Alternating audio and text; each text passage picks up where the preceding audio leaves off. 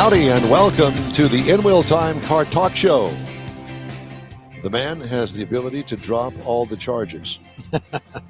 Texas Department of Public Safety Sergeant, State Trooper Stephen Woodard. Handcuffs are in store today. And fuzzy ones. Fuzzy ones. Later, Jeff has this week's Motor Minute, and I review the new Jeep Wagoneer on the In Wheel Time Car Talk Show. And howdy, along with Mike Out of This World Mars over there on the right-hand side of your screen. We always need more Jeff Zekin over here to my left, and Chief Engineer David Ainsley. I'm Don Armstrong. Glad you could join us today. We're waiting on Stephen to check in. He's having some difficulty dialing phone numbers these days. Oh, never mind. I know what the problem is. What is it? The word dialing. Does anybody dial anymore? Well, I think that's just the term. I watched a video. This is a car show, but I got to point this out. Stand by. You know how you get these things that pop up on your Facebook feed? All that, yeah, all the phone stuff. There was one on there yesterday. I'd never seen it before in my life. It was from about 1950. And a woman from the telephone company doing an instructional film on how to use a dial telephone. And she had a blow-up dial telephone. I'm sure she did. And it had this great big dial on it. And she was telling you how you insert your index finger, you put it in the number that you want to call, and then you take it all the way over to the finger stop. I never knew what that thing was called. Yeah. It's called a finger stop. Yeah, we learned that in third grade, I think. Mars probably knows more about that than anybody else. His fingers have been stopping for years. Yeah, that's been the part of the problem. That's it. But yeah, it was very interesting. As a Cub Scout, this is a long time ago, we took a tour of the telephone company in Waukesha, Wisconsin, and it was a big 3-story building. And down on the bottom thing was all of this. You walk into this room and had thousands of this tick, tick, tick, tick, tick, tick, tick, tick, tick, people dialing it. And it was all of these contacts coming together. Well, you can imagine when you have thousands of them coming together. Yep. And upstairs, in the nice, big, humongous area of an open office, all of the operators and they had their switchboard and they were plugging in stuff and talking to people, and just thought I'd share that with you. That's how old I am. Tune in next week for leaf raking. Leaf raking in the 1950s. That would be fun. And up in Wisconsin, there was a lot of leaf raking. Yeah, got a lot of leaves in the yard too. Well, as we wait for our first guest, who may or may not show up, Department of Public Safety Sergeant and State Trooper Stephen Woodard. I was really looking forward to talking to him. I was too. You know, we talked to the girls last night and told them he was coming on, and they all got excited. Yeah, they're tuning in. My wife loves to watch him come on. She thinks he's a lot of fun. I will tell you. So I'm flying over some disaster that apparently he was down below, and of course, I'm so far up there, I really can't. I'm working, and so nobody wants to see a picture of the deputy, whoever it is that I'm flying over. So, but he texted me, goes, "I see you up there." He sees everything. Yeah. So anyway, I texted him back and I said, "I see you too." Anyway, I guess that the whole point of the matter is that we've got Thanksgiving week. Right. This is actually the beginning of it. It started yesterday or Thursday. Yeah. Well, I mean, official, I think today would be it, because there are a lot of people that worked yesterday. Leslie did. And my daughter was flying from California to Denver to sleep, and then Denver to here. She's on an airplane right now, coming to visit us all. Good. Yeah. She's not having any trouble with connections or anything? No. No, not like us. We have a lot of trouble with connections. Yeah. But that's a different kind of connection. That would be she'll be fine. That would be the Mike Mars, Waukesha, Wisconsin connection, where the operator, Sarah, can you give me the diner? Yeah. Sarah, give me the diner. But so I was going to say that Stephen was going to join us, and we were going to talk about new laws that you might not have known existed, and a lot of them started on September the 1st, which was an odd thing to do. Why wouldn't you start them at the beginning of the year? But whatever. Well, they do have some that start in January, but for some reason that September 1st is a Yeah. It's target.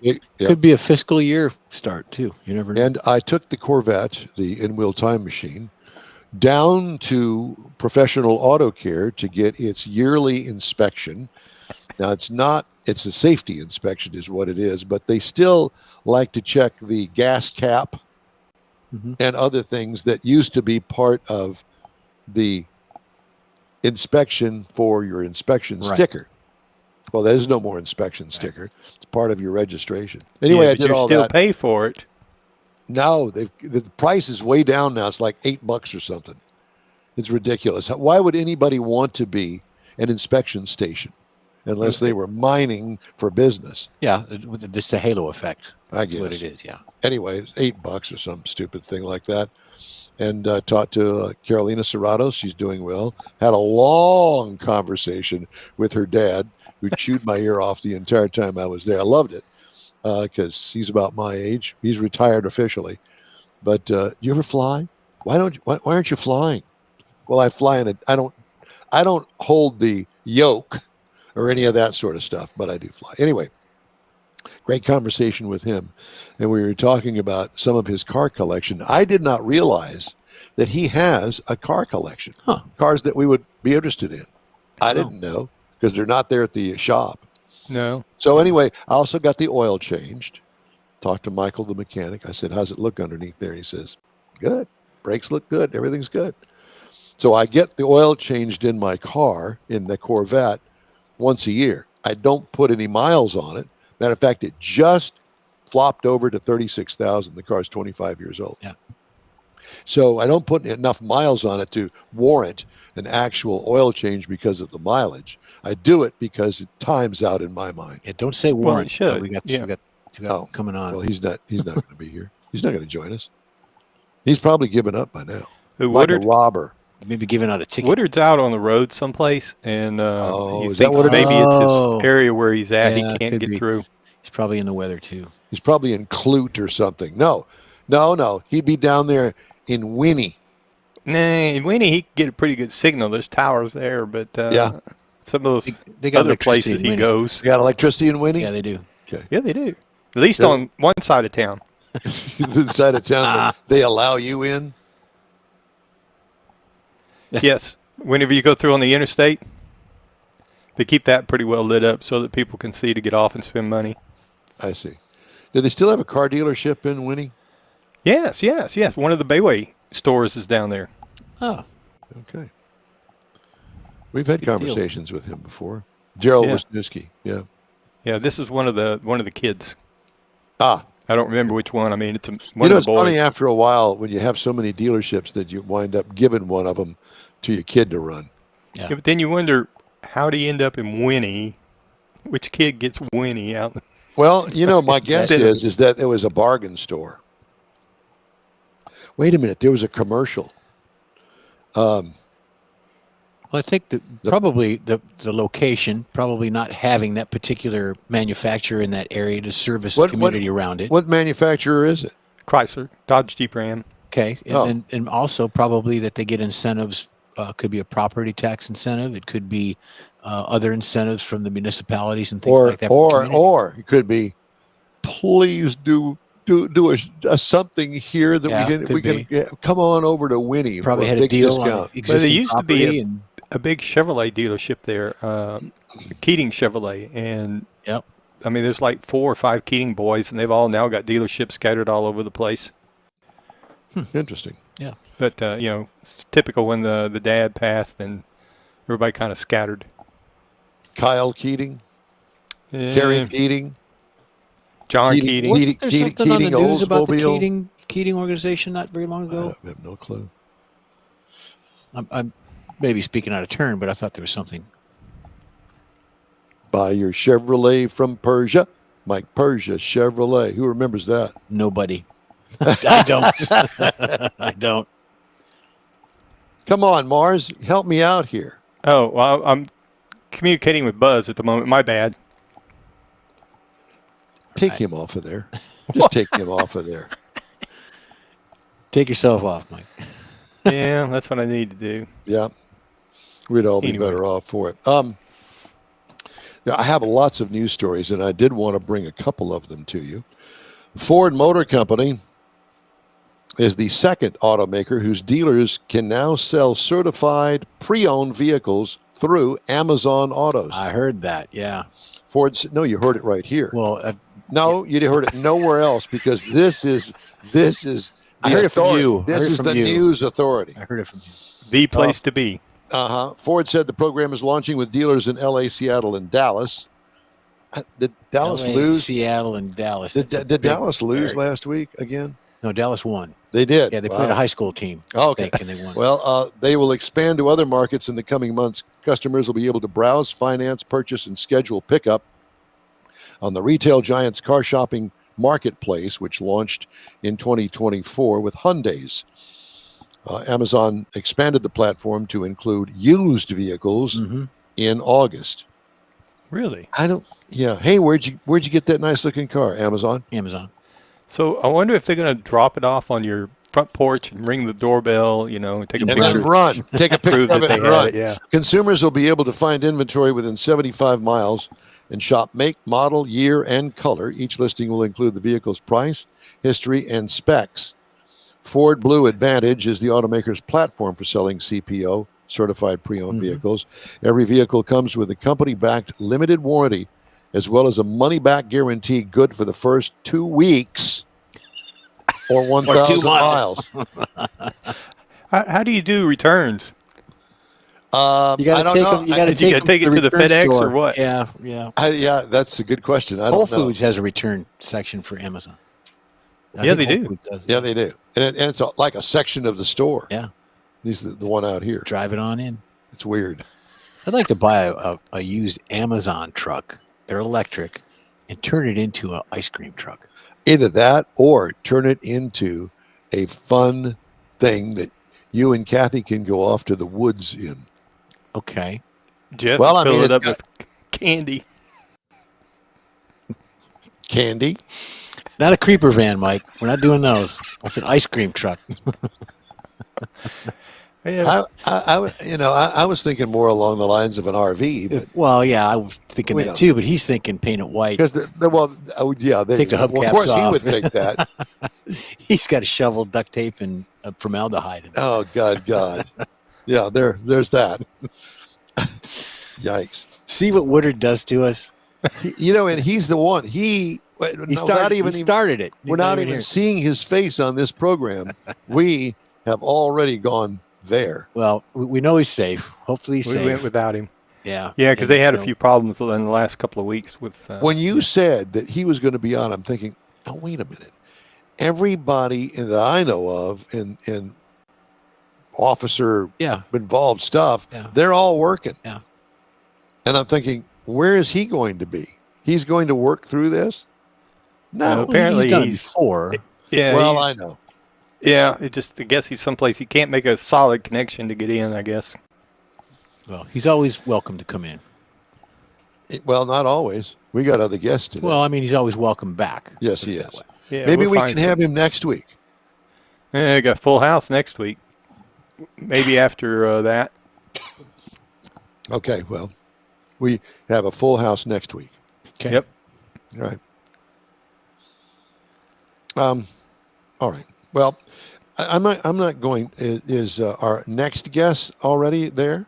Yeah. Yeah. Buzz was chiming in All here in right, just well, a few minutes. We've got. We can take a break here. Yeah. And we can do other stuff. And I can prepare hate mail and stuff like that. So Sure. we'll I'll invite do you. my motor minute, and you can do your follow-ups. All right. Well, very I good. did have one thing I'd like to express my opinion on. Before we get a few more minutes, when we get in here. Go ahead. Oh, yeah. Well, you once asked while we- permission. Well, I didn't know how fast. I wasn't looking at the clock as to time-wise, but anyway. You never do. Well, exactly. So why should Nobody this be does. I'm different? the only one. I'm the clock keeper here. Yeah, keeper of the clock. Please go ahead. No, I did some work on one of my granddaughter's cars this weekend, and we talk every once in a while about how it's getting more difficult to work on cars. So she busted a headlight housing. So I said I could change the headlight housing. Did you take the bumper off? The whole front of the car said, take off the grill, take off the bumper, take off all that stuff. I mean, it was down.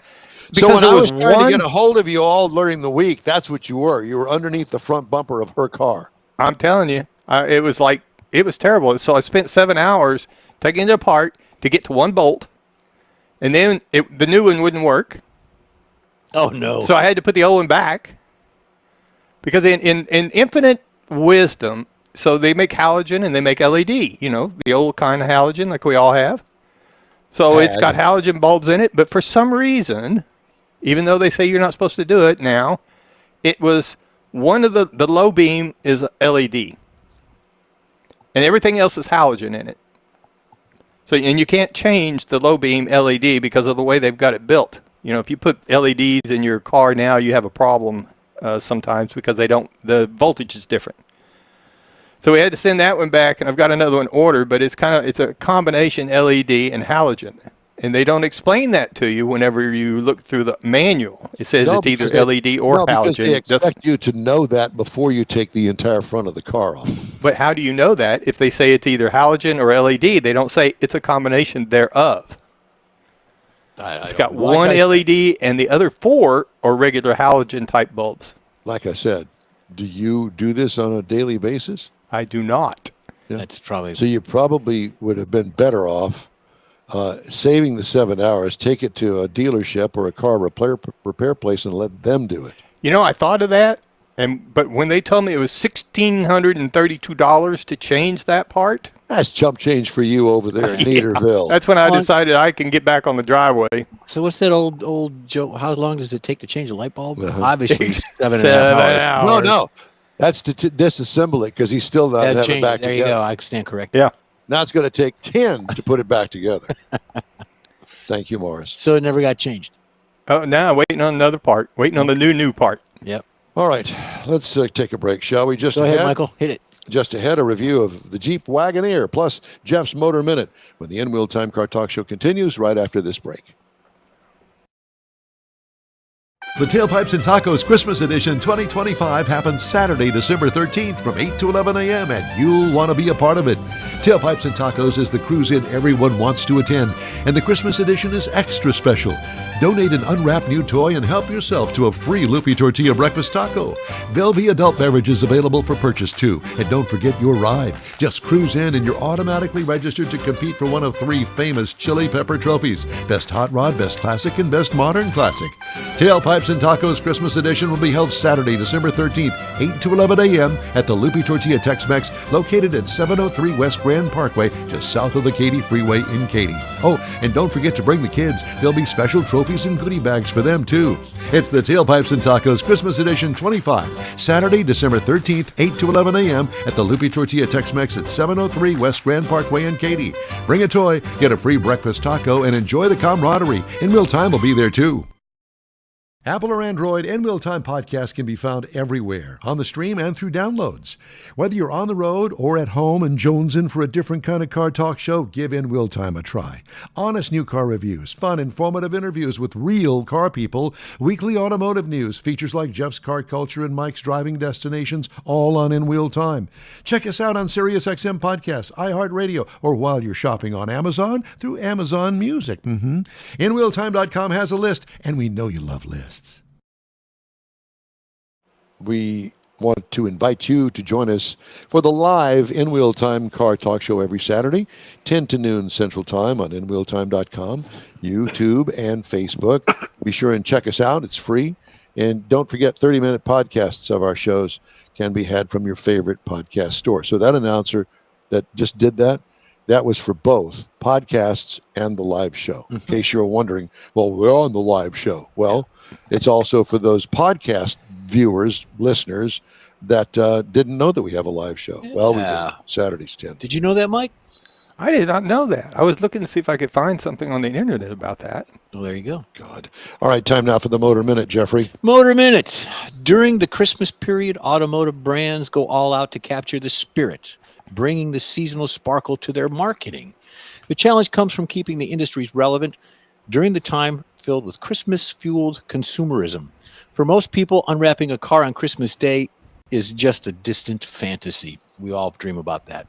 The popular way for a brand to advertise during the festive season is by tapping into the togetherness of Christmas. But for automotive specialties, it's focused less on horsepower and more on bringing families together with a meaningful journey is the key to being remembered. Cars can be presented as part of a family during time when traveling to distant loved ones is necessary for many. Holidays are inherently time-filled with nostalgia and a sense of community. For automotive brands, the first strategic priority should be to create experiences that tap into these emotions, transforming a simple brand interaction into something meaningful. The festive season also encourages exploration and sensory engagement, making this marketing tactic highly effective. At Christmas, which is coming up soon, consumers are drawn into a unique experience. Automotive brands can elevate their marketing by offering personalized, exclusive experiences that make consumers feel special and valued. Christmas is about making people feel special, and automotive brands are able to lead by example, some of them. The spirit of the holiday season also includes a focus on giving back, and many customers respond well to brands that contribute to their communities. Automotive brands can use tactical marketing to highlight their role in local communities, aligning themselves with causes that resonate with their audience. As the holiday season becomes increasingly saturated with ads across every industry, the automotive industry strives to move beyond the scope with their advertising. There's no reason that a luxury brand couldn't create a whole journey for its consumers and their families. Brands like Land Rover and Mercedes have both similar hosted Arctic driving events in selected winter locations, adding the challenge of snowy terrain to the showcase the capabilities of the cars in a fun way. During this heartwarming season, cars play a very large and crucial part of our lives. They truly bring the Christmas experience and families together. They sell the promise of adventure, connecting one destination to another, presenting memories on each side of that. That's very good. And it brings to mind the part of, okay, how many, is there going to be an increase of sales volume, showroom traffic during the Christmas season when you're out buying, Aunt Martha a little gift? Yeah. Well, they hope that happens. I mean, it's just to get people into the building, to get them to, hey, I saw that nice red Mercedes or that nice white Cadillac. Well, I don't know those people because they make a lot more money than I do. And I think part of that may be a carryover from, they used to do in the fall the big reveal. Big reveal, where they shut curtains all over the showroom to where you couldn't see in it, to try and get people in. Yes. And so a lot of people, some of the older people, Don, seem to have that same mentality that it's the fall time for the new cars. He said old people mentality all in one sentence. But you're right. He did say that in one sentence, which is a miracle. It's a matter of getting the folks into the showroom, and they want to. They understand what people are looking at. They're all Christmas shopping, and Aunt Martha's getting a sweater, and Uncle Fred's getting. But I'm with Don. Most people they're too busy doing Christmas shopping. They're looking. And the big reveal would be the bow on the hood or the roof when it's sitting in your driveway. That's always cool. Yeah, it is. All right, time now for this hour's car review. I had a chance to drive the 2025 Jeep Wagoneer. Final assembly location, which I thought was interesting, Toluca, Mexico. Do you know that? No. Yeah. Available trim levels, the base, the limited, and the launch edition. It was all new in 2024. I had the S Limited 4xE, which is an electric two-row SUV. The F is the gasoline version. It's still a two-row in just the Wagoneer itself. I'm not talking about the Grand Wagoneer. That's a different vehicle with the same name. Standard SUV, Tahoe size, if you will. Seats, including the driver, 5. All new in 2024, as I mentioned. Sleek, narrow, 7-slot grille. Not any bigger than the slim headlights that are bookending that. Rear lighting mirrors the front, sloping rear cargo area, and sunshade over an interesting, very slanted roof or / spoiler area. It's a very interesting vehicle, and if you haven't really paid much attention to it, I think it would be worth your while to check it out. Long wheelbase, with straight line glass gives it a saloon look. Oh, Extra long. yeah. And it's got a huge cargo area. Too, about that in a minute. What could use improvement? Nothing. It looks a lot more expansive and expensive than it really is. Full-length dash on the interior, high zoot all the way in my mind. Now, I have not driven the Grand Wagoneer, which is supposed to be a step above that. Built-in screen into the dashboard. Oh, my God, imagine such a thing. It's above the second climate screen below it. Changeable dash lighting wraps around through the door. Really cool. Comfortable seating with high-end leather and flat-bottom steering wheel. Some unique features with it that you're not going to find anywhere else. I'm not trying to sell it. I'm just telling you that it is a very unique vehicle when it comes to the SUVs. And I think that you'll be interested, especially with the price of this upscale. Tons of room in the back in the cargo area. They didn't try to cram a third row in it. Yay for you. What I liked about it, the ambiance of luxury that this thing exudes. What could use improvement? Well, I get the Grand Wagoneer for even more wow factor. All right. Engine, electric. 2 powerful levels are available. Horsepower up to 600. Chrysler, Stellantis, that whole group, Dodge, they're all about horsepower. If you want it, they got it. Yep. Torque, more than allowed by law. Somebody law, I'm not sure whose. Transmission, there is none. It's direct drive from the electric motors. Tow rating, 3,500 pounds, which is significant. Miles per gallon, E, electric. City, 100. Highway, 85. 36 kilowatt hours per 100 miles. You do the math. I don't do that. I got 0.3 miles per gallon, or MPGE, over 400 miles. What I liked about it, up to 300 miles per charge. And I did get a charge, and I'll tell you about that. What could use improvement? Jeep also offers, as I mentioned, the L version, which is a gasoline engine, the Hurricane 6-cylinder. I'm dying to get a hold of. I have not had one of those yet. Looking forward to it, though. All right.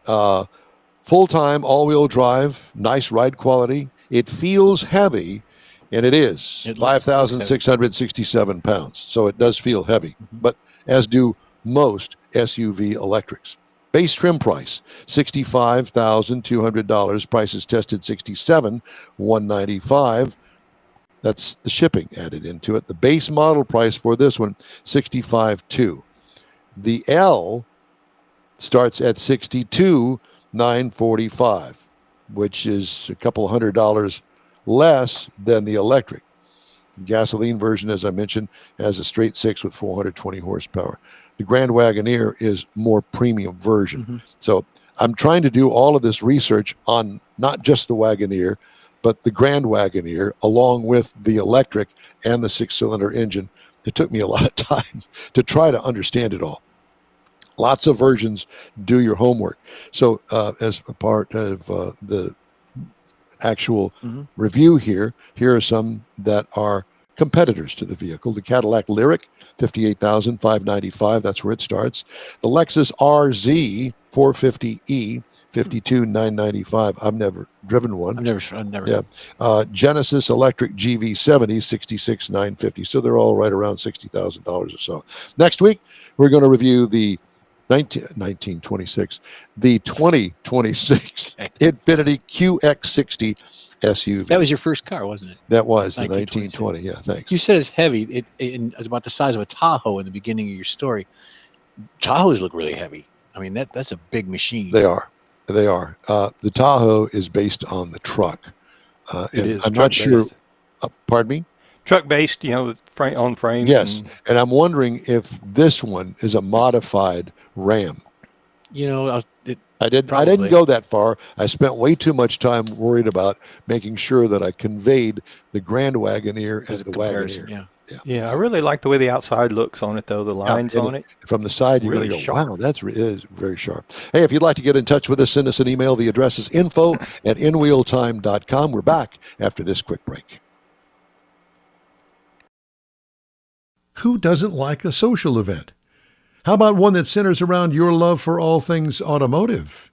Another Gulf Coast Auto Shield Car Social is back. Saturday, December 6th, 9 to noon at 11275 South Sam Houston Parkway, just south of the Southwest Freeway. It's a morning packed with incredible cars, some of the finest rides in town, from classics to modern exotics. Here's your chance to talk to fellow car lovers. Grab a coffee and check out how Gulf Coast Auto Shield keeps these rides looking perfect. Meet the team. Take a look around the shop to see firsthand how Gulf Coast Auto Shield gets the most of the look you're trying to create. In Will Time will be there with their live car talk show. You might just be one of the guests. Don't miss this free, fun, and fast-paced car gathering of fellow car lovers and their rides. Saturday, December 6th at Gulf Coast Auto Shield, 11275 South Sam Houston Parkway. Bring your car, bring your friends, and bring your love for all things automotive. We'll see you then. The award-winning In Real Time Car Talk Show now reaches 5.3 million folks each year. Check us out on InRealTime.com, YouTube, Facebook, and podcasts available from your favorite go-to source, including our live broadcast every Saturday, 10 to noon Central Time. The In Real Time Car Talk Show has informative automotive guest interviews, new car reviews, along with popular features including driving destinations, Jeff's Car Culture, latest car news, cruise-ins, and racing dates. It's all on InRealTime.com. Join us.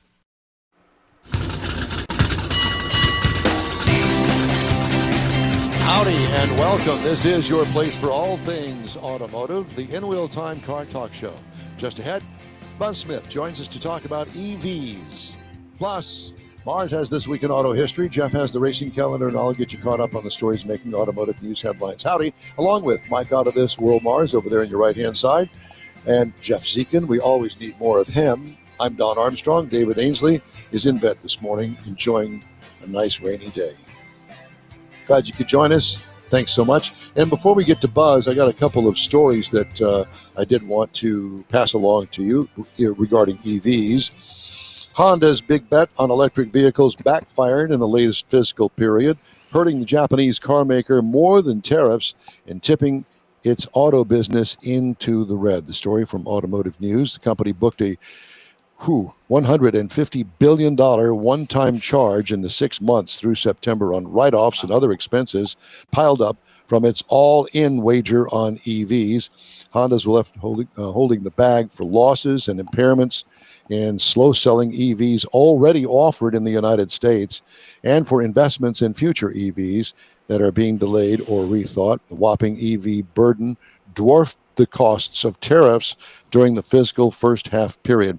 The new U.S. duty policies, by contrast, cost Honda Motor Company $1.10 billion. Honda's pain comes as automakers around the world dial back EV plans and cancel product rollouts, often as considerable cost. Manufacturers, once optimistic about how EVs were going to be as far as sales are concerned, and now facing imploding demand for the cars amid the end of the U.S. tax credits and incentives for building EVs locally. Honda was caught more than most of its Japanese counterparts because it was the most aggressive in buying into the EV future, plowing billions into EV production hubs in the U.S. and Canada. It was the only Japanese car maker to set a timeline for phasing out internal combustion by 2040, even though pure electrics make up less than 2% of Japan's domestic market. Also, supplier Nexteer is being sued by a two-tier supplier after scrapping a program for Ford Motor Company's next-generation electric pickup truck, marking the latest EV-related fight to spill into the courtroom. Swoboda, a German supplier with a base of 157 miles west of Detroit in the Grand Rapids suburb of Kenwood, sued its Tier 1 customer in August, seeking to recoup $3 million it said it incurred before next year, suddenly and unilaterally canceled the agreement. Joining us now is Mr. Buzz Smith. He is the electric car guru, and we appreciate you joining us, Buzz. How are you? Hello, Buzz. Life is good. Good. All right. Glad to hear it. Well, I'm sure that you heard those two stories, and I know that you've been a big advocate of EVs. But, as the EV thing wore on, I became more disinterested in them. One, because they took tax dollars and paid them to people like you that bought the EVs. And I love you like a brother, but I'm sorry, I'm not paying your taxes. And doing incentives to me through an EV tax credit is really unfair to anybody that makes a gasoline lineup, because they had to give the incentive $7,500 to overcome the price difference and to get the things off the lots. And I will also add to you that I have had several EVs that I have had some very interesting and unique experiences with trying to find a fast charger. And it was at a point where on one of those experiences, I had to drive 15 miles to find a fast charger from Houston Hobby Airport. That was the closest one to the Hobby Airport area. They have since rectified that after a year of construction with a ginormous EV station right there next to the Hertz Rent-A-Car Company. So I'm going to let you take over and you just do your own thing here. Okay, well, well, you mentioned the incentives, and I agree with you completely. I wish we didn't incentivize things like oil and gas, for instance, which we incentivize to the hundreds of billions of dollars per year.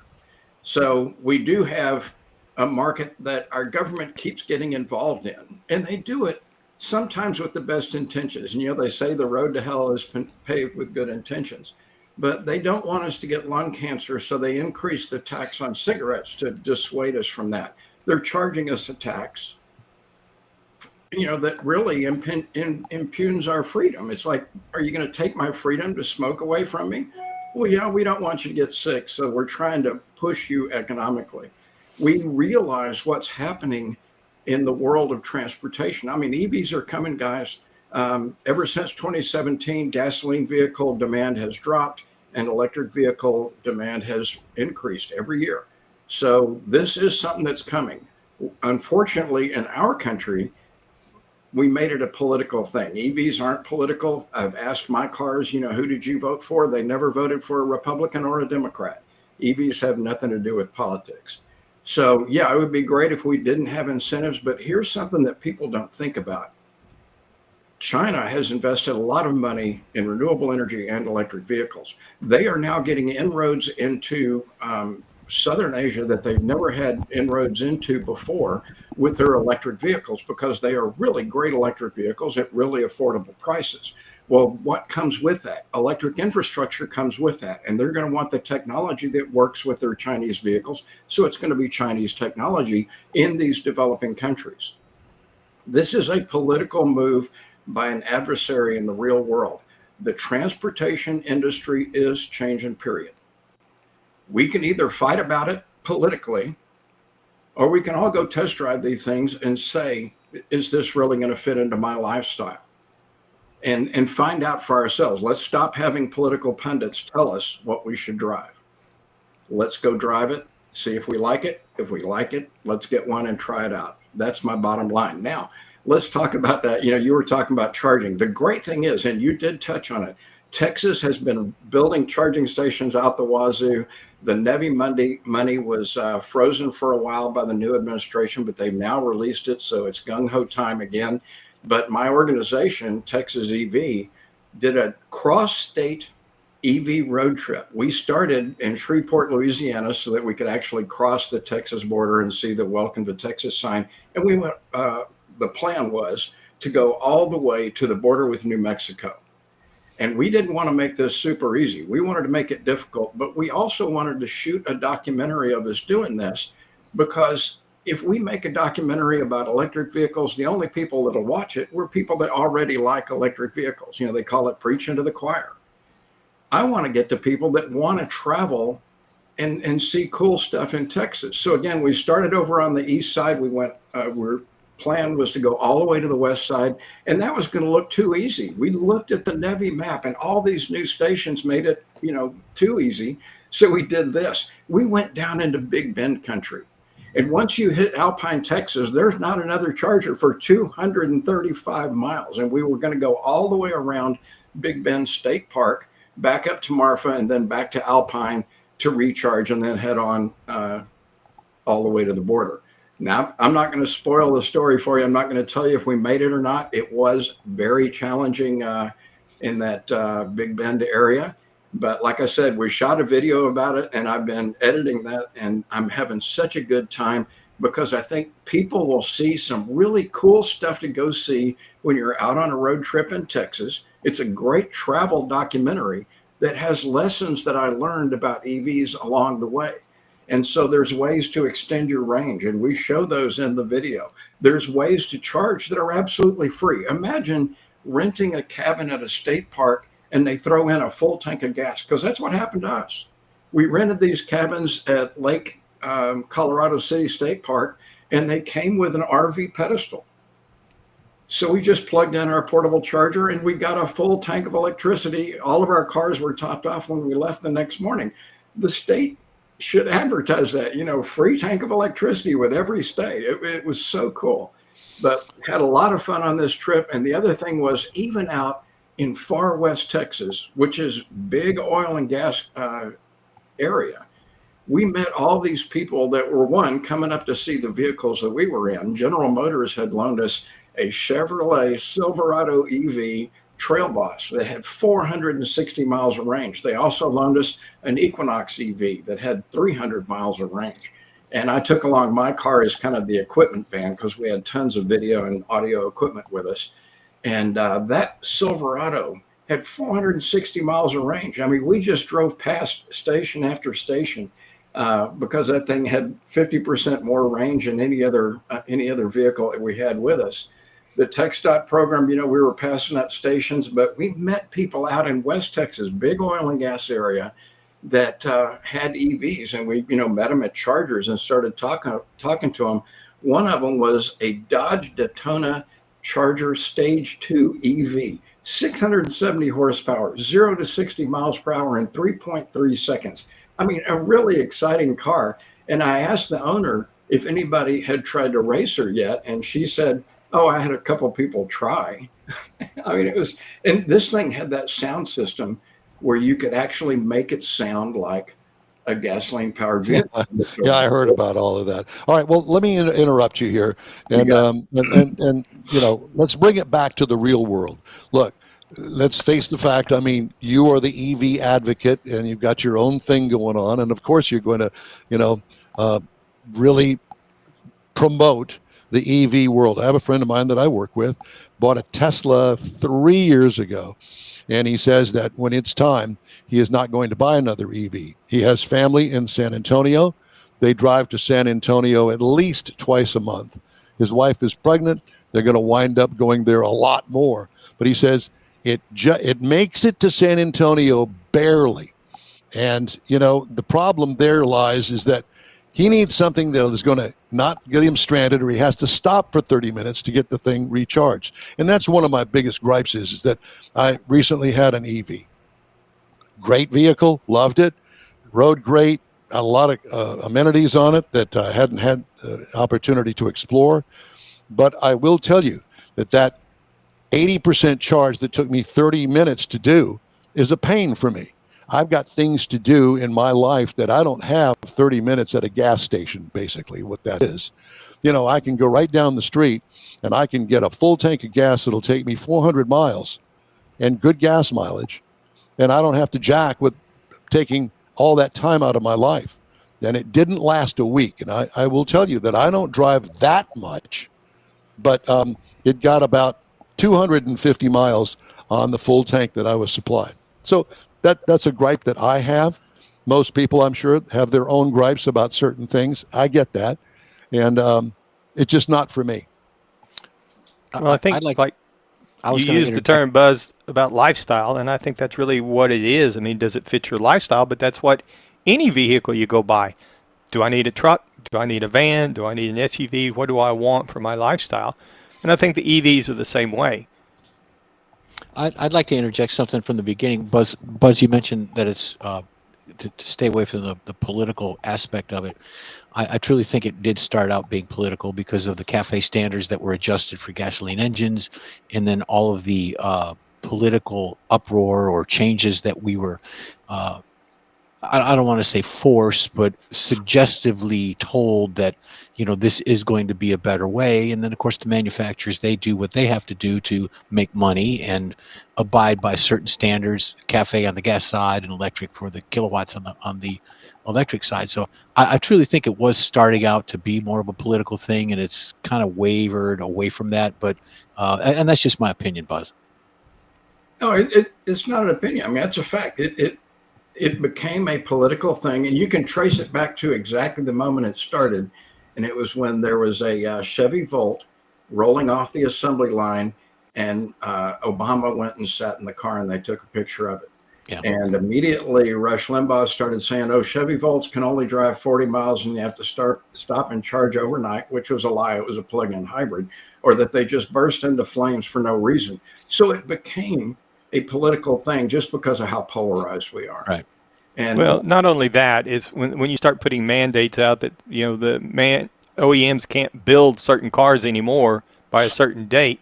Well, now people get the idea. Well, they get the right idea. I mean, you're telling me that in 2025 or 35 or whatever it is, I can't buy another car like I want. I Yeah, have to buy exactly. what you're telling me I have to buy. And then they go into the whole subsidy thing. You and Don were talking about it earlier. No government subsidy that I know of in this country, whether you go back to the Saturn or whatever you want, has worked. And the Well, only reason China can that's do it not is true. because they don't stop. They keep subsidizing forever and ever. That's actually not true. The Well, one that has worked great is the mortgage interest tax deduction. And the reason it's worked great is it builds wealth in our country. So it's actually, it's like a tax on cigarettes, but it's an incentive for real estate ownership. Yeah, okay. I agree with you there. I don't consider that government subsidized, like we're going to give you $7,500 if you do this. But it is. It's exactly the same thing because we're Okay. paying, homeowners interest for them. The people that live in apartments don't get any benefit from that. They're actually paying somebody else's mortgage interest. So this happens all the time. I don't know as if that's really a fair comparison, however, because you're talking about housing and you're talking about transportation. If I really wanted to be a cheapskate, I'd take public transportation, and it would cost me a lot less money than owning a car or two. If it's available. Whether it's a gasoline car or it's an electric car, makes no difference. but it's just a Going way from that point the A to government- point B. So let's just keep it within the part of transportation. Okay. Well, I mean, the bottom line is when they did, like out in California, when they made it a mandate, said by this date we're going to cut off, that's a dumb thing to do. Let the market decide. Absolutely. As soon as you go in and say, we're not going to let you have this anymore, people want it. And they'll dig their heels in. Absolutely. And, But and that's the right reaction to have in the United States of America. We're all about freedom. I want the freedom. And I tell people in my videos, don't buy an EV because I'm telling you buy it. Don't let anybody tell you what kind of car to buy, but know for yourself. Because here's the real world, guys. Consumer Reports has that giant annual survey about automotive. And what they found is in the United States, if you've never even seen an EV in your life, 40% of the people say, I will never own one of those things. But if you see one in your neighborhood, it drops to 22%. A friend gets one, 17%. You ride in one just a few times, 10%. You drive one just a few times, 4%. So you go from 40% negative to 4% negative. What? With personal experience. And that's all I want people to do. Find out for yourself, because the vast majority of Americans drive 40 miles a day or less. Even the weakest EV available today can easily do that and recoup it on a 110 outlet that you have in your garage. So, and it's compelling. It's, 1/3 the fuel cost of gasoline driving down the road, almost no maintenance for 150,000 miles. So yes, absolutely, there's going to be people like Don that it's not a good fit for, but the vast majority of us should at least try it. Well, my wife is like that. It would fit her driving style, the way she drives. Absolutely. Now, I can't get her in one to try it, but because I think the same thing, because she could buy the same car she's got right now, new model, that is a hybrid or an EV. But she's just, no, I'm not having one. And even though she doesn't drive more than 50 miles a day on any good day, unless she's taking a trip. Yeah. Buzz, it's great to talk to you. I hate to cut this short. We've got to move on. We've got a short show today, so we appreciate the time you took explaining all the positives of EVs, and I got you. I hear you. We'll have Good this to see you guys conversation. again. We'll pick up this conversation next time we talk to you. How's that? We love you, brother. Anytime you're ready, my friend. All right, thank you. I appreciate it. All right, just ahead, Jeff has the racing calendar. Mars has This Week in Auto History, and I'll bring the stories making automotive news headlines this week. All just ahead on the In-Wheel Time Car Talk Show. We're back in a flash. Who doesn't like a social event? How about one that centers around your love for all things auto?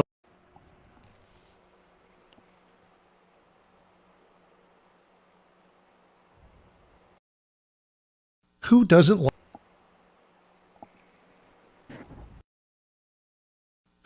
like a social event? How about one that centers around your love for all things automotive? Another Gulf Coast Auto Shield Car Social is back. Saturday, December 6th, 9 to noon at 11275 South Sam Houston Parkway, just south of the Southwest Freeway. It's a morning packed with incredible cars, some of the finest rides in town, from classics to modern exotics. Here's your chance to talk to fellow car lovers. Grab a coffee and check out how Gulf Coast Auto Shield keeps these rides looking perfect. Meet the team. Take a look around the shop to see firsthand how Gulf Coast Auto Shield gets the most of the look you're trying to create. In-Wheel Time will be there with their live car talk show. You might just be one of the guests. Don't miss this free, fun, and fast-paced car gathering of fellow car lovers and their rides. Saturday, December 6th at Gulf Coast Auto Shield, 11275 South Sam Houston Parkway. Bring your car, bring your friends, and bring your love for all things automotive. We'll see you then. The award-winning In-Wheel Time Car Talk Show now reaches 5.3 million folks each year. Check us out on InWheelTime.com, YouTube, Facebook, and podcasts available from your favorite go-to source, including our live broadcast every Saturday, 10 to noon Central Time. The In-Wheel Time Car Talk Show has informative automotive guest interviews, new car reviews, along with popular features including driving destinations, Jeff's car culture, latest car news, cruise-ins, and racing dates. It's all on InWheelTime.com. Join us. Welcome back. The In-Wheel Time Car Talk Show invites you to join us for our live broadcast every Saturday, 10 to noon on InWheelTime.com, Facebook, and YouTube.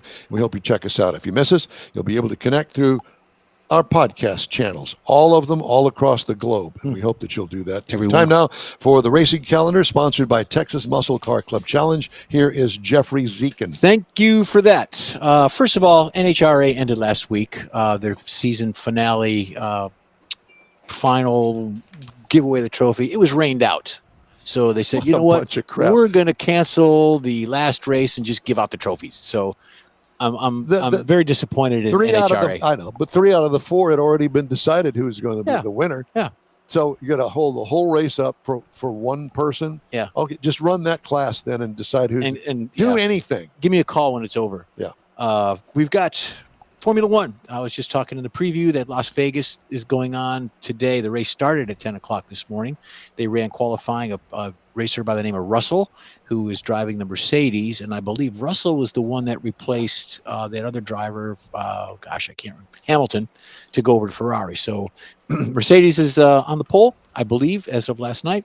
And they're running today. It's a 50-lapper in Las Vegas, the streets. They also had issues with manhole covers again this year, where they were popping up and scraping the bottom Why of the don't they just?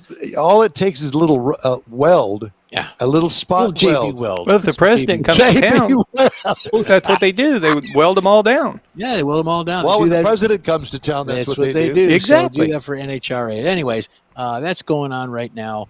There really isn't a whole lot going on. If you got something local in your area, please support them. Go out there and even if it's a rainy day, sunny day, whatever, go out and support those local folks. You got sled dog racing coming up in March. You got pigeon racing and then ice racing throughout the winter season. We'll bring you more on that. Pigeon racing. Okay, let's do that. Why don't you ever see a baby pigeon? That's true. You never do. They've been eaten, I think, already. I think so. Time now for this week's auto history lesson. Here's Mr. Michael Mars. Yes, sir. This week we had several things that we thought were really interesting. We're going to start off with in 1901, the Packard Model F came out, and this was really Model considered. F, as in Frank or something else? Well, it didn't really go into it. I guess it could be whatever you want, Don.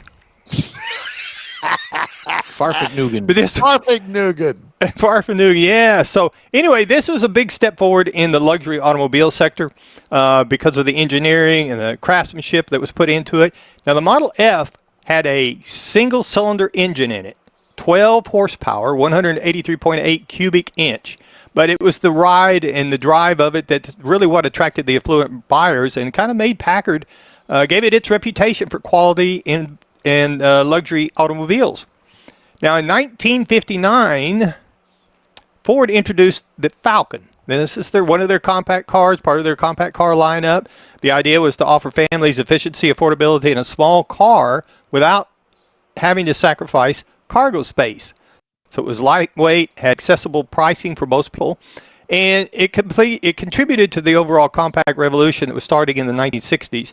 And it became available in a sedan, a Ranchero, and a wagon. And the wagon came as a two-door or a four-door. So the two-door is kind of like a panel truck, but it was really a station wagon, and it was offered as such. Is that one of your ugly cars, Jeff? No. That's coming up next hour? No. Okay. No, he's got better than that. 1967, Lotus unveils the Type 49B. Now, this was an update for their Formula car, and it was already known for using the engine as part of the structural component, but it added some tweaks to the aerodynamics and the suspension geometry, so it became more reliable during the races when their performance. And it remains a major milestone in the evolution of Formula One engineering that I'm sure Jeff is really drooling over the whole idea of the Formula One. You betcha. Salivating right now. 1992, GM announces the end of the Pontiac 6000. Now, I did not know that this was considered a successful, practical, had strong sales in the 1980s, and it just fallen behind in modern expectations. They subscribed to the Buzz soup. I guess so. Anyway, they had decided it wasn't selling good enough, and so they dropped it. Good. All right, then moving on this week in 2003, the debut of the Porsche Carrera GT. Now, this was... Wait, Carrera. Porsche I what? can't... Spanish. I'm trying to roll my R's. My R's aren't rolling this morning. Then don't try. Don't really. Carrera. Okay. So it had a carbon fiber chassis, race-bred V10 engine, a lot of aerodynamics that were engineered into it, and it really V10? started... What? V10? Did you say a V10? That's what I said. Wow. I did not know that it had a V10 ever. Well, Okay. that's what I found. All right. Well, Cool. I just made Tub a it comment. out. That's all. Yeah, tub it out. Please go ahead. Anyway, it reinforced Porsche's engineering dominance, became a defining high-performance icon of the 2000-year range, and because of the supercar benchmark it set.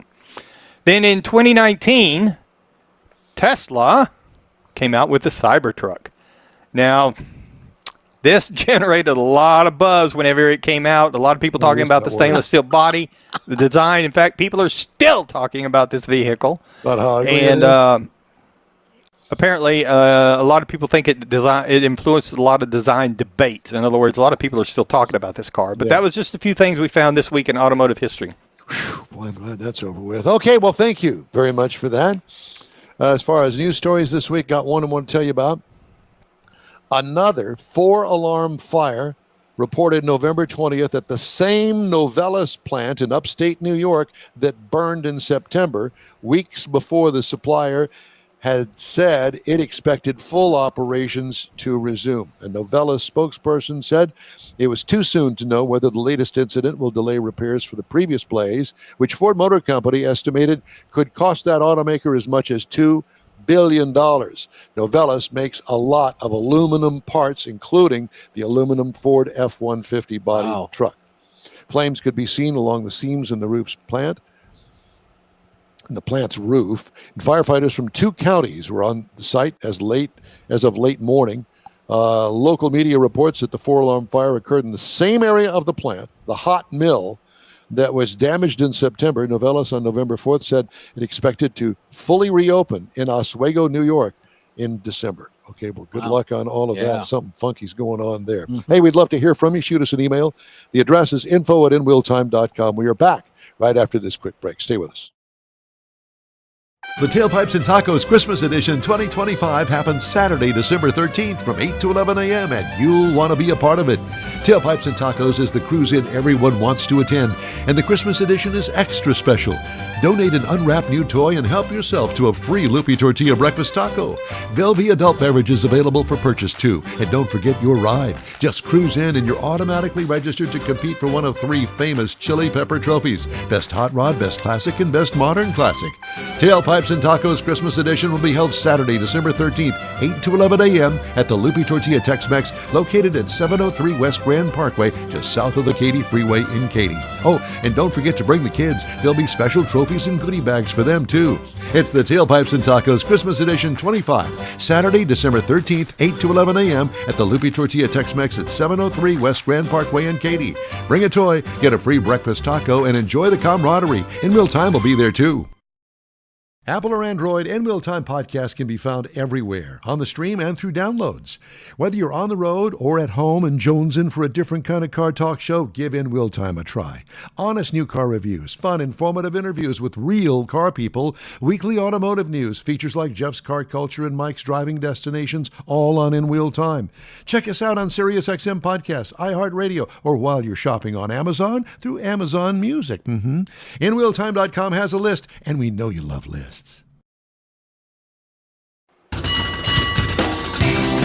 Welcome to the In Real Time Car Talk Show. Coming up from the birthplace of the famous chipmunk, Alvin. It's Richard Tomlin at Apex Auto Works and his Las Vegas showing of the infamous 68 Roadrunner. Woohoo. Later in Jeff's Car Culture, ugly mugs. You use your imagination. Mars has a review of the new Chrysler Pacifica. Howdy. Along with Mike Out of This World Mars, we always need more Jeff Zekin, Chief Engineer David Ainsley. I'm Don Armstrong. So glad that you could join us on this Saturday morning. Well, Mr. Mars, we have our next guest. Yes, sir. You've been patiently waiting around. I'll bet he has. I hope he enjoyed my introduction. Wonderful introduction, as always. Do what? A wonderful introduction, as always. Well, thank you. I didn't know whether you caught the Alvin and the Chipmunk reference, but I just wanted to throw that out there. Thought it was fun. Absolutely. Okay. What about Dave? Dave. Dave. Oh, hey. Richard, we were thinking, oh, my God, so the rain just finished here. It's headed down toward Alvin. Are you still? Now. Huh? Clear skies here now. Sun's coming out. It's awesome. Okay. All right. Well, Well, good. great. So was it a fun trip to Las Vegas, sir? Oh, Las Vegas is always fun, right? It's the getting there is half the fun. We lost a tow vehicle on the way there, so we had to call in. Yeah, the Ram decided it didn't want to go anymore. Had some injector issues, so we called on friends and family. Fellow racers, off-road racer came in, picked the car up, ran us into Vegas. We made it there in time for the show at the last check-in. And they put us in a prime spot right up at front. I guess it was the only spot left. And put it in the Hoosier Tire booth, and everybody was happy. And the car was a huge success and answered a lot of questions about what we had done and why we're running a big B-body up Pikes Peak. There was a lot of learning that happened. Well, that's good. Did it make you angry? No, it's fun to explain things to people because not everybody agrees with you, right? And they don't have to. When you tell them that it's a 10,800-mile car that you cut the belly out of, that's been in the family since '69, people get a little hurt. But I wasn't driving. I wasn't enjoying it, doing what I was doing with it. So now it'll be going to Sonic almost daily and grab us a Dr. Pepper and chili cheese dog and come on back home. I could go for one right now. Now, that's it in the background, right? Well, Correct. That's quite a tease because I'm thinking we all need to sit around the campfire with our chili cheese dog from Portillo's and hear the whole story. So I guess I must have missed the part where you cut the belly out of it. Yeah, so it's setting on a 2015 NASCAR truck chassis, which was still a Dodge vehicle at that time. Well, wait a So it's minute, got a NASCAR race truck chassis? complete, Got front it. to back. All right. And I just want to make sure. Okay. Yep. So AA arm front. It is truck arm rear. It runs the Mopar R5 P7 engine. So it revs to 9,500 RPMs. It makes 808 horsepower at the wheels in Colorado. It's slow, Don. It's slow. It's not the quickest thing around, I promise. We would call him Dr. Frankenstein. Exactly. Or Weezer. I'm not exactly I don't know. sure. So, all right. Did you get it all painted up and looking pretty? Well, we got painted up, so That's it. as you can tell by the colors and the hand painted on it it was a throwback to what my father had done when he was drag racing it in the early '80s. The So that's stripes it along the behind you bottom. right there. That's the orange and white car. Correct. That's it. We built that in 93 days. It was a mad thrash at the shop. A lot of customers got pushed off for us to accomplish what we did. But yeah, in 93 days, we took it from a rolling V body to swapped onto a rolling NASCAR chassis with NASCAR engine. And that was 2 trips to North Carolina to buy parts and chassis and get back here as well. So it was a mad thrash of 90 days and bad communications with you guys and us. Well, there was sure that, trying. and we apologize for that. But I want to delve into this a little bit more. Did you have to do anything to the chassis to get it to fit, other than maybe a couple of tabs or something? Yeah, welding on some ears and tabs. No, so what we did is the Roadrunner is actually a 116-inch wheelbase. The NASCAR truck is a 112. So we had to add 4 inches to the NASCAR chassis. So once we got it here, we cut all the cage structure off, because that's what we do is we build cages. We're going to put our own cage in it.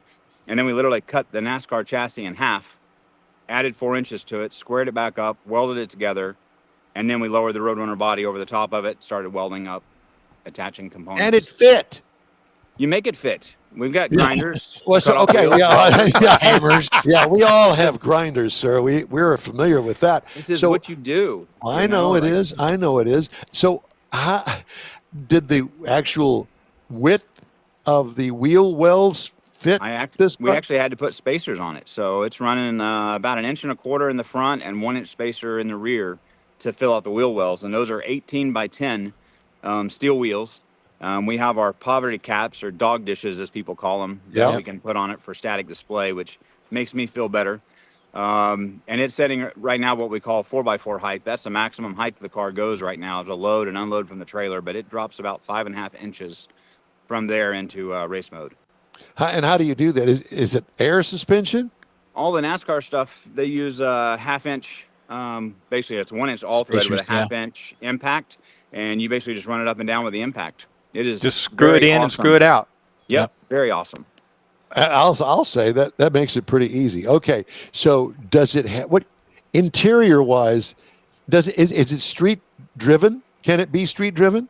It will be street driven. It has not been yet, but no, door panels are all stock. Dash is stock. No headliner, of course, because of the cage. The floor on the inside is 100% NASCAR, and then we've got our Ultra Shield racing seats made here in Texas. Ultra Shield belts to hold driver and passenger in place, and let's go play. So how do you plate it? Does it already have plates and registrations? Roadrunner. Same. Okay. Yep. Okay. Nothing about it that they would care about that's been changed. So when you pull into Tubby's Drive-In on a Friday night, Halloween night, 1965, everybody's going to go, it's just another stock car. Yeah. This one will not sound so stock, I promise. Okay, 9,000 RPM. Yeah, 9,500 RPM is what they ran that motor to, and they were supposed to be able to do that for 500 miles. Like, it was built to go race 500-mile NASCAR races. So, but then when you go up Pikes Peak, or it goes up Pikes Peak, because I'm assuming you're not driving. No, Ben Ryan will be driving it for Pikes Peak. Okay, the air gets kind of thin up there. It does. So you started, 8,200 feet, and then we raced to 14,000. So basically, you tune it for the 10 to 12. So we call it the middle section. So little lean bottom, little fat top, and you make the best of it. But this motor's been up Pikes Peak twice in the C10 truck that it was in that we've worked on in the past. Okay. So we know the motor's capable. We know what it makes in Colorado. That's where the number is. When you think about 808 in Colorado at Mile High, we don't know what we're going to make here. We would say 850, probably 860 wheel is the best guess. So on the, you said that from 8,000 to 16,000 feet. Yep. And the part that you said you tuned for, it's thin on the top or thin on the bottom, fat on the top. Is that the sweet spot when you're going up after so many thousands of feet? Is there a sweet spot that you feel, the car's kicking in and we're going for it? You will feel a change in the car. People used to say, and people still do say, is you'll be down 30 to 40% on an NA motor. Our other car is still light. We never noticed it, but it is also fuel injection. This one is carbureted. Rick did notice some drop. But we're looking right now back into some of the old school stuff. The Unsers used to actually run what I call a throttle adjuster on an old lawnmower but they would actually adjust the jetting, the variable jetting, as they were going up the mountain. So we're looking into that and working with a guy, Brad Pink, out of North Carolina, to see if he can help us set something like that up. No relationship to Ed Pink, is it? He is his son. So, yep. Son. Oh, wow. Yeah, wow. Yep. Awesome. Yep. It was very nice to meet him and greet him. And he's the one who actually built the carburetor that's on the car. And, conversations continue because innovations is what makes this stuff fun. Oh my God. Dude, I had no clue that your shop was capable of doing this kind of stuff. It is so unique and so cool for any car guy. I don't care who you are. How about, are you feeling the hug coming through right now? I greatly appreciate it, man. I really do. Like, it's shocking. We actually ran through a couple employees in the process too, and they've come back now, and things have calmed down. So we're getting back to our roots. Congratulations. I just cool. think it's truly amazing and very cool, to say the least. All right. So what do you have? Are you still going to continue to work on this for Pikes Peak in the spring? Yeah, the goal is to get it into Colorado probably February, and we'll leave it up there so the local driver who's driving it will have it there on site to drive at every event locally he can. We'll have test days in MSR. We've still got some rear brake stuff to fix and fabricate, and then we will have it on track. Hopefully before Christmas, we will be doing smoky burnouts in front of my house and around MSR. Nice. What Bring I it did down as to a kid, Richmond. right? Like as a kid, that's how I learned to do clutch dumps. That's how I learned to slide a car. Was in this car. So it's only proper that's what it does again. Wow. Well, I'm thinking it needs an appearance in Del Webb. Yeah, come out here and sign the driveway with it. Oh yeah. Exactly. So obviously you still have to make a living, and this probably is sucking everything dry at this point. So what else have you got going on in the shop? In the shop right now, we got a Volvo with big LS7 turbo, which is amazing. We've got a 69 Roadrunner. We're doing some upgrades to G-body twin turbo LS, that doing paint and body on that. And then a couple Miatas. If you see this one over my left shoulder, it was a Lemon's car. He crashed it, I guess, 2 weekends ago in MSR. 17-year-old driving, getting into motorsports. So we're extremely happy to have someone that young getting into the sport and enjoying it. We hate that they had a cost of smashing the front end. So he will be spending his Thanksgiving break here with us. He's going to be in from Austin, spend a couple nights in the hotel, and he's going to come up here and do the work, and we're going to guide him through the process and start educating this young man on how to work on cars, not just drive them. Very good. Richard, typically when you get a customer into your shop, what's their turnaround time? And obviously it depends on what they want done to the car, suspension or maybe some body work. Typically, what is the turnaround? What I tell everybody is we work on toys, and anything you bring me is nothing that you need back immediately, because I don't like rushing on things. Like the Roadrunner just kicked my butt. Why do you ask We had him? a You car should have just deadline. asked me. Well, because he's the professional. you were there. Well, I know. Don's done it. Yeah, So- I've dipped my toe into that down there at Apex, and it was fine because I didn't have to have the car back, and I guess you had it for a week or so, maybe two. I don't remember exactly, but it wasn't that important. And we got cool places to eat at here in Alvin. So Yeah, you do, as a matter of fact. What What is the name of that place that we wound up at? It's been there for decades. I think Gordon Street Tavern is where you guys went. Yes, that's exactly right. It's like home cooking with, cornbread and all that good stuff. Man. It is. It was very good. Yeah, it is. And thank you for that, by the way. No worries. All right. Well, Richard, I am thrilled. And look, he's rubbing elbows now with Ed Pink's son. Yeah. and anybody that is an engine guy that appreciates all the work that Ed Pink did back in the day, absolutely. You got to love that. Yeah. It was amazing to get to shake that man's hand, even just being, son to. But yeah, the trip to North Carolina was so eye-opening on all the NASCAR stuff. But it's changed my outlook on a lot of the racing that we do. It may not be 100% the best that's out there, but it's 97, 98% out of the box. And it's just amazing what they've done.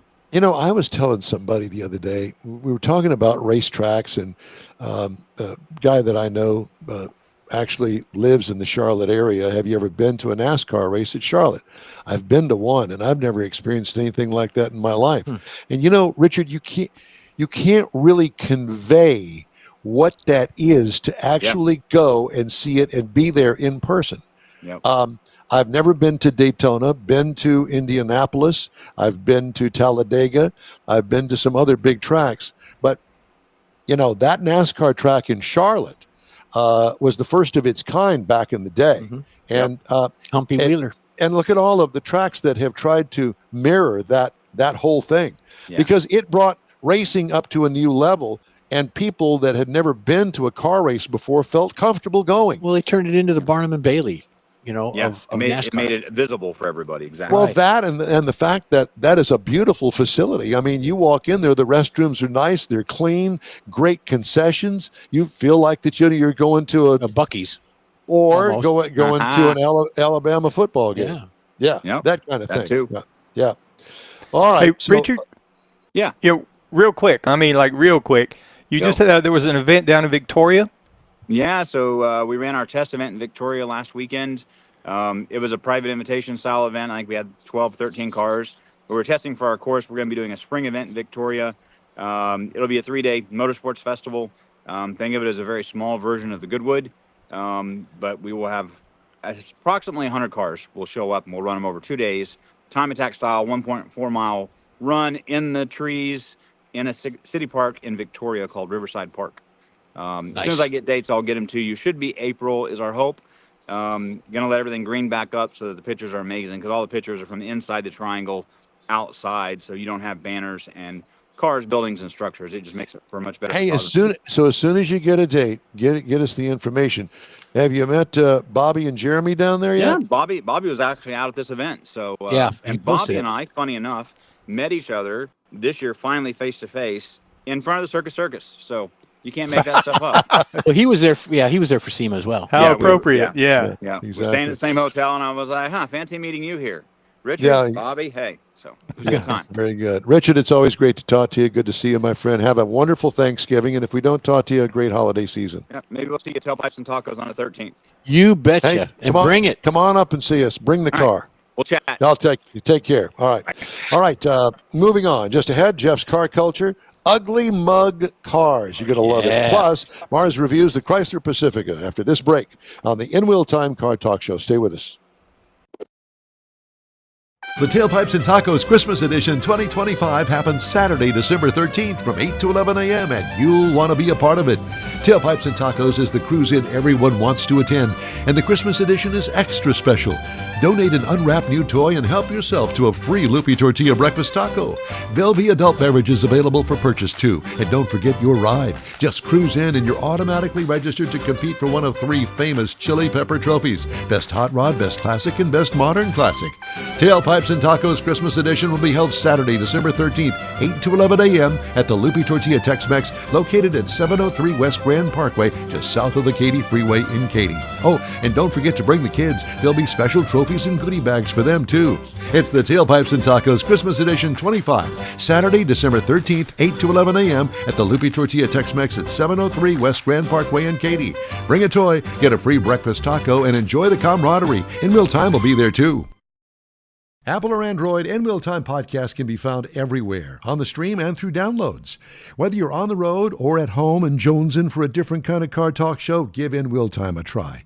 Honest new car reviews, fun, informative interviews with real car people, weekly automotive news, features like Jeff's Car Culture and Mike's Driving Destinations, all on In Wheel Time. Check us out on SiriusXM Podcasts, iHeartRadio, or while you're shopping on Amazon, through Amazon Music. InWheelTime.com has a list, and we know you love lists. Talk show, and we thank you for joining us on our live broadcast here today, 10 to noon Central Time, every Saturday, as a matter of fact. And so we invite you to join us for that. Podcasts available, 30 minutes in length. We invite you to go to your favorite podcast store and download the little In Wheel Time thingy, and and you can get your podcast there. Watch your thingy. Time now for Jeff's Car Culture. Cars with the ugliest mugs of all time. Yeah, front ends that went too far, ugly mugs stuck in our memories. So, what's the first thing you see when a car rolls into a car meet? No, not the ugly, tacky wrap. It's the grill. The grill alone can't entirely ruin a car. Sometimes it can. But it can certainly shape how people remember it, often for all the wrong reasons. Many had solid features, thoughtful engineering, and even loyal followings somewhere. But when the front end starts the conversation on a strange, awkward, or just plain ugly note, it's like trying to find a perfectly sized wrench in a messy toolbox. First one we got is a Chrysler 300 from 2005 to 2010. Chrysler 300 made an entrance that shook the sedan segment harder than an ugly earthquake. When its wide stance squared off proportions, and strong shoulder lines, it looked like a concept car that actually accidentally went into production, or a muscle car dressed for a formal occasion. It stood out from other sedans like a sumo wrestler in a ballet class, and that was exactly the point. It quickly became a darling of rappers, customizers, and anyone who wanted to look tough on a budget. Shot caller. There you go. And then the next one we have is a Jeep Cherokee from 14 to 18. This Jeep Cherokee, the KL generation, brought some genuinely useful updates to the Jeep lineup. It offered a smooth ride on pavement, shocking revelation for Jeep, solid fuel economy, and better tech than many rivals. Inside, it felt like a real step up toward daily drivers. The front end, however, told a different story. While Jeep's traditional 7-slot design grille was technically perplexing, the ultra-narrow upper lights, which were actually the daytime running lights, and the main headlights were tucked awkwardly down in the bumper, left for many buyers scratching their heads. Imagine that. The next one is an AMC Matador Coupe from 74, and Kathy and I knew she had a real good friend that owned one of these, and it was a cool little car for 74. For who? At the time it was. AMC had a habit of doing things its own way, often with mixed results. The 74 Matador Coupe was no exception. The grille pushed the limits, shaped like a giant pair of aviator sunglasses on a very surprised face. It gave the car an expression that bordered on comic, like a confused alien. While it certainly helped the Matador stand out in a crowd, bland mid-70s cars, it didn't win any beauty contests. The car version of a bad toupee. The next one is a Lincoln MKT. Lincoln wanted the MKT to feel luxurious and forward-thinking. A bold crossover to redefine their brand. It offered strong engine, including the twin-turbo EcoBoost V6, which is a cool motor. Quiet, comfortable ride, and available 3-row seating, making it a genuinely practical, full-size crossover. The grille, however, went all in on Lincoln's controversial split-wing design, sometimes affectionately or mockingly referred to as the butterfly or the mustache grille. With wide chrome bars sweeping across the front, it gave the vehicle a wide-eyed, almost bug-like look that felt more awkward than refined. It simply didn't feel aligned with the elegant upscale interior behind it, creating a jarring disconnect. It was like putting a cartoon face on a serious business executive. Dodge Nitro, still around. The Dodge Nitro certainly packed serious personality into a compact SUV. Personality that looked like it spent too much time in the gym. A squared-off shape, aggressively flared fenders, and a bold styling made it look like a miniature bruiser or a bulldog on wheels. The grille leaned heavily on that theme, which thick vertical bars, often in chrome, and a massive Dodge Ram badge that took up the prime real estate. It bordered on theatrical. Theoretically. Theoretically, it's theatrical. Screaming tough guy louder than a muscle car convention. The grille made a strong impression that left little room for nuance. Like a brick wall with a giant grin. It was all attitude all the time and very tacky. Last one, everybody's favorite, the Chevrolet SSR. One of Chevy's most playful, bizarre, and utterly committed designs for the 2000s, it combined a convertible, fun, power retractable hardtop with a retro pickup body, creating something no one else offered at the time. For drivers looking to stand out and relive their 50s hot rod fantasies with a modern V8, it absolutely delivered. It was like a cartoon come to life. The grille kept the retro theme going, but the wide, almost goofy smile and oversized curves gave it a slightly cartoon-like quality, like something out of the Cars movie, even resembled Lightning McQueen a little bit. The grille certainly fit with the customer's overall whimsical theme. It even made it to the styling feel more eccentric than generally cool, bordering on caricature. So it was a bad, so much unapologetically silly. Leave that up there for a minute. So the story with the fenders, General Motors.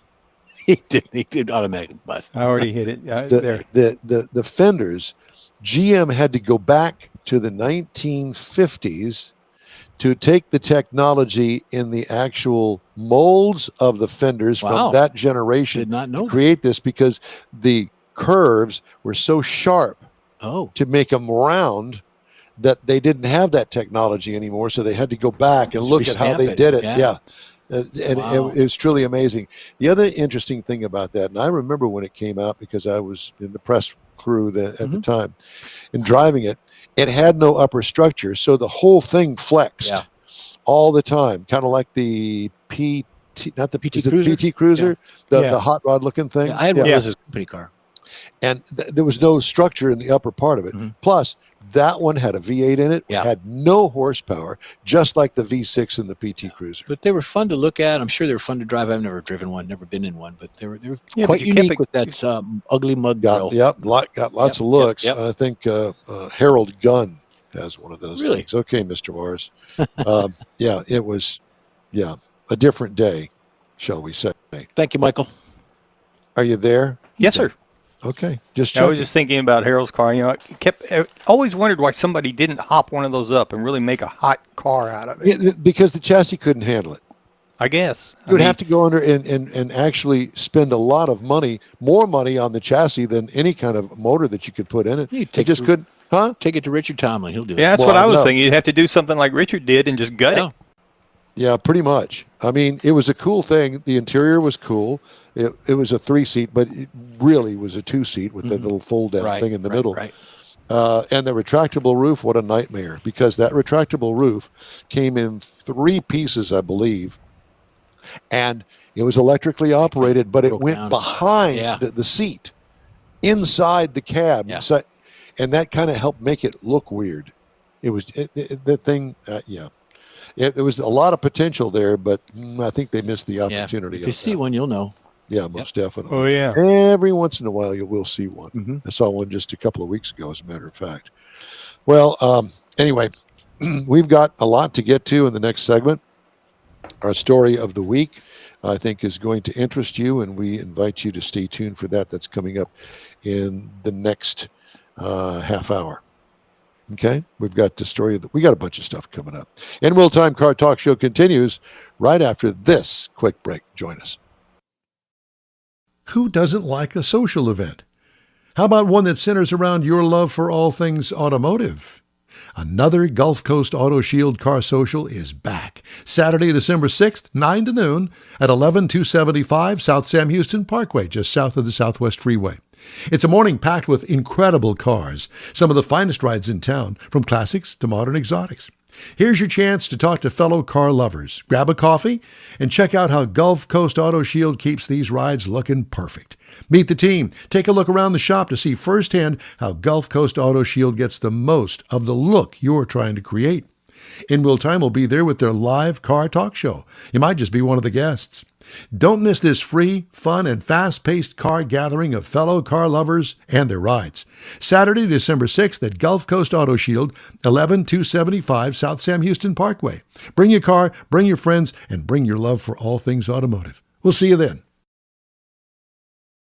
The award-winning In Real Time Car Talk Show now reaches 5.3 million folks each year. Check us out on InRealTime.com, YouTube, Facebook, and podcasts available from your favorite go-to source, including our live broadcast every Saturday, 10 to noon Central Time. The In Real Time Car Talk Show has informative automotive guest interviews, new car reviews, along with popular features including driving destinations, Jeff's car culture, latest car news, cruise-ins, and racing dates. It's all on InRealTime.com. Join us.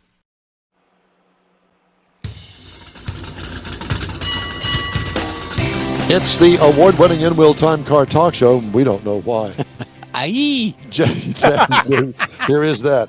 Just ahead, our story of the week, recalls, name the sold car price. Plus, Jeff will have the cruise in and events calendars, and I'll bring you stories making automotive news this week. Howdy. Along with Mike Out of This World Mars, There he is. we always need more Jeff Zekin, Chief Engineer David Ainsley. I'm Don Armstrong. I'm not you. Thanks for joining Thank us. God of that. Amen to that. Thanks for joining us today on today's show. We appreciate it. It's gone by pretty quick. It has. Yeah, it's just zoomed right by. Well, I mean, we as is normal for us, we've had our challenges. Okay. haven't we? Yeah. Yeah. So there's that. We worked through it. We do. Well, we attempt to. Sometimes it works. Most of the time it doesn't, but Adjust and overcome. yeah. All right. Time now for our story of the week. Uh-oh. This is interesting. Eaton Zaveri stood up in front of a room of hackers at a Las Vegas conference this year and shared some ugly truths that highlight how far automakers lag behind tech standards. He says, I target automakers just for fun. They're big, old companies. There's a lot of infrastructure out there. They have thousands of subdomains out there, and each of those is just an exploit waiting to happen. So this clearly is a story about hacking. Mm-hmm.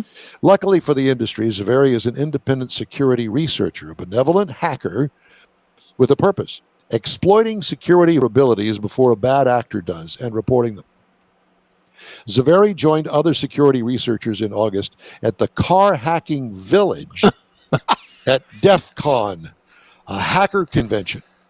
Car Hacking Village had 3 days of events focused on vehicles and vehicle systems.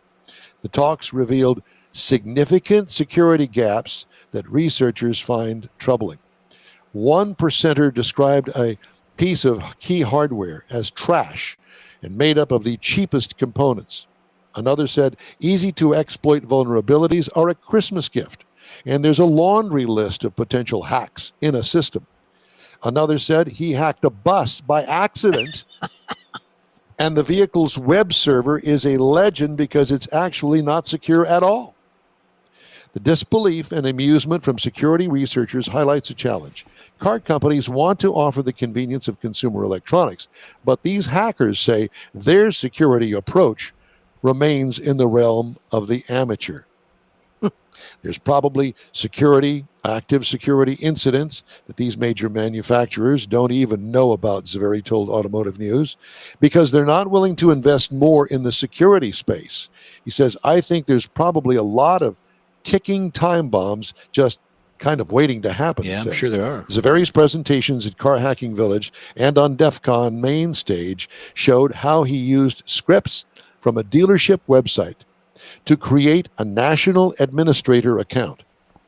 That account gave him access to personal information about customers and inventory. Mm-hmm. It also allowed him to unlock vehicles and issue controls, such as starting the engine and honking the horn. The blast radius was really just kind of insane, he said. With this level of access, you had full headquarter level access to the entire automotive network that this manufacturer had created. Zaveri declined to name the vulnerable manufacturer, but said they were wonderful to work with, and they patched the issue. Now, understand that this guy is hired by manufacturers to hack into their website to find the vulnerabilities. Exactly. I just wanted to make sure that everybody understood that. Yeah, but then you go to this big convention and you teach everybody else about it. Yeah, but you teach them, yes, you do. But they are obviously hired by the manufacturer to do what they did. And all of them are kind of in the same boat. There's actually a movie called Catch Me If You Can. Yes. That actually portrayed a person that actually did that. He was an airline pilot. He was a banker, all these other doctor, lawyer, all that stuff. And it turns out after they finally caught him, he went to work for him. The auto industry has had several security snafus exposed by researchers and bad actors in recent years. Researchers hacked a Jeep Cherokee in 2015 to control brakes, steering, and more. In 2024, another researcher discovered he could register as a Kia dealer and use that interface to control a vehicle and access customer data. And in that customer data, if you apply for a loan through that dealer, there's your social security number. Yep. Also last year, dealership management system giant CDK Global had to shut down systems after hackers demanded a ransom payout. Vehicles and dealership systems have more software and points of connectivity now than in the past. Customers have come to expect remote start app-based control, and more. All of those connections mean more attack vectors, ways in. Automakers resided in the mechanical domain for many years, but now have to quickly develop expertise in encryption and permission controls. The industry's dealership network presents its own challenges. Dealer portals enable remote control and make personal data available, so a hack can allow access to vehicles and information. Hackers also shared presentations about odometer manipulation, electric vehicle charger vulnerabilities, and more. There you go, Mars. There's a new fortune for you. Hey, the ultimate hacking would be the Louvre, because the password to get into the Louvre was Louvre. Ooh, I saw that. Yeah. Yeah, So that you was the could- password to They get hacked into their website. Yep. You could hack Louvre. the getaway vehicle to go there, then hack to get in, and then you get all the stuff. Then you could hack the getaway vehicle to get away. And when the police start chasing you, they can't catch you because there's nobody there. Or at a dealership, why couldn't you hack in and then make the car paperwork look like it was sold to somebody, and then they have that person show up and pick up the car? Apparently you can. Yeah, apparently you can. So if there's a way into any kind of a website, there you go. There you go. The hacker boys. You heard it here first. And they have a convention that you can And go they have to. a convention. Yeah. They do. They meet every Tuesday. Got little seminars off to the side, different rooms where you want to hack. Yeah. Gee whiz. Little breakout rooms. Yeah. Hack out rooms. I have to tell you, somebody that I know very well bought a brand new Chevy Tahoe. Brand new. Yeah, you told me the story. Yeah. I haven't told everybody else. Well, I know. So everybody Tell else, me. listen to this. So the car worked great. Drive it off the showroom floor. 2 months later, Chevrolet decides to do an over-the-year update to some other component of one of the computers in the car. Sure. Yeah. Guess what doesn't work anymore? The garage door opener that's built into the car. And this person has had the garage door people out because the dealership said, well, the on car you. talks to the opener. So you have to have the car close to the opener for the. No, you do not. Who came up with that? If it doesn't work here, it's not going to work there. But didn't it work at one time in the beginning? From And the then it stopped That's after. what I said. Yeah, Yes. yeah. For 2 months it worked. And then they did the over-the-air update and it doesn't work anymore. And nobody knows how to fix it. But there are places on the internet that you can go to and read about this problem that this update did to all of these Tahoes. And there's no solution for it now. Not yet. Wow. Not that she could find. All right. Recalls. Kia recalls 250,000 sedans because their gas tanks can melt. Uh-oh. That's 250,000 vehicles, friends. Do they go too fast? And According to a document submitted to the NHTSA, National Highway Transportation Safety Association, the issue involves the purge control check valve in K5's fuel system. Certain models, pressurized air can flow from the intake manifold into the fuel tank. If that happens, the tank could expand like a football fan's belly 7 hours after beers at the Super Bowl, potentially making contact with the exhaust and melting it. wow. Recall covers certain 21 to 24 K5 models built at Kia's Georgia plant, but only those with the 1.6-liter TGDI turbo engine and not the 2.5-liter engine. Other recalls. Roof rail airbag inflators may rupture. Buick Verano 2014, Chevy Cruze 2014. Driver's airbag may not deploy in the Ram 1500, 2500, 3500, 4500, 5500, 21 to 22 model years. Engine failure may cause a fire or loss of drive power. Jeep Grand Cherokee 4xE 23 to 25 and Jeep Wrangler 4xE 24 to 25. Debris in the engine may cause a stall and other ugly things. Lexus GX, Lexus LX, Toyota Tundra 22 to 24. Wow. Damaged wiring harness may cause power brake assist failure. Chevy Silverado 4500, 5500, 6500, 2019 to 2020. And finally, GMC Hummer EV pickup 26 model year and the Hummer EV SUV for 2026. Wow. Yeah. And I understand, and I just kind of glanced at it this morning because I didn't have time to pull the story, but I understand they're recalling a bunch of Fords again. No surprise there, huh? Yeah, Honda recalled a bunch of wheels that they keep falling off. I've got that for the backup in case we need it. Oh, okay. All right. Shall we do the sold car We roundup? I got it, Michael. You got it? I got it. He's All got right. it. He's got it. You just can't get out of it, so you're going to have to get me out of it. All right. Well, let's go. We can do that. All right. So we have to have George Skelton, Everybody ready? and we also have to have Jeffrey Heitzman ready to go to Everybody chime ready? in. And then Jeffrey is going to guess the price, the sold car price from Hemmings.com Sold Cars Roundup. First up is a car for Jeff, by Jeff, and all about Jeff. Because we need more Jeff. There it is. Look at them Dagmars. Hoo-hoo.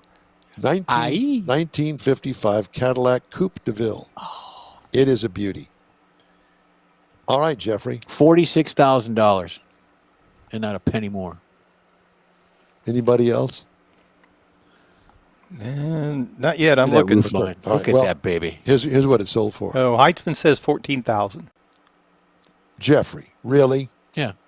That's what he said. No, Jeff Heitzman. No, it sold for 33.6. Oh, I was over. It's gorgeous. Nice Well, color. let's stay in the Cadillac theme, shall we? Let's just kind of bring it a little bit closer Let's to bring it today. in. Let's bring it in a little bit. Go Let's ahead. bring it down. So this is a 1974 Cadillac Coupe de Ville, a 74 model. How much did that one sell for? Look at the size of the trunk on that.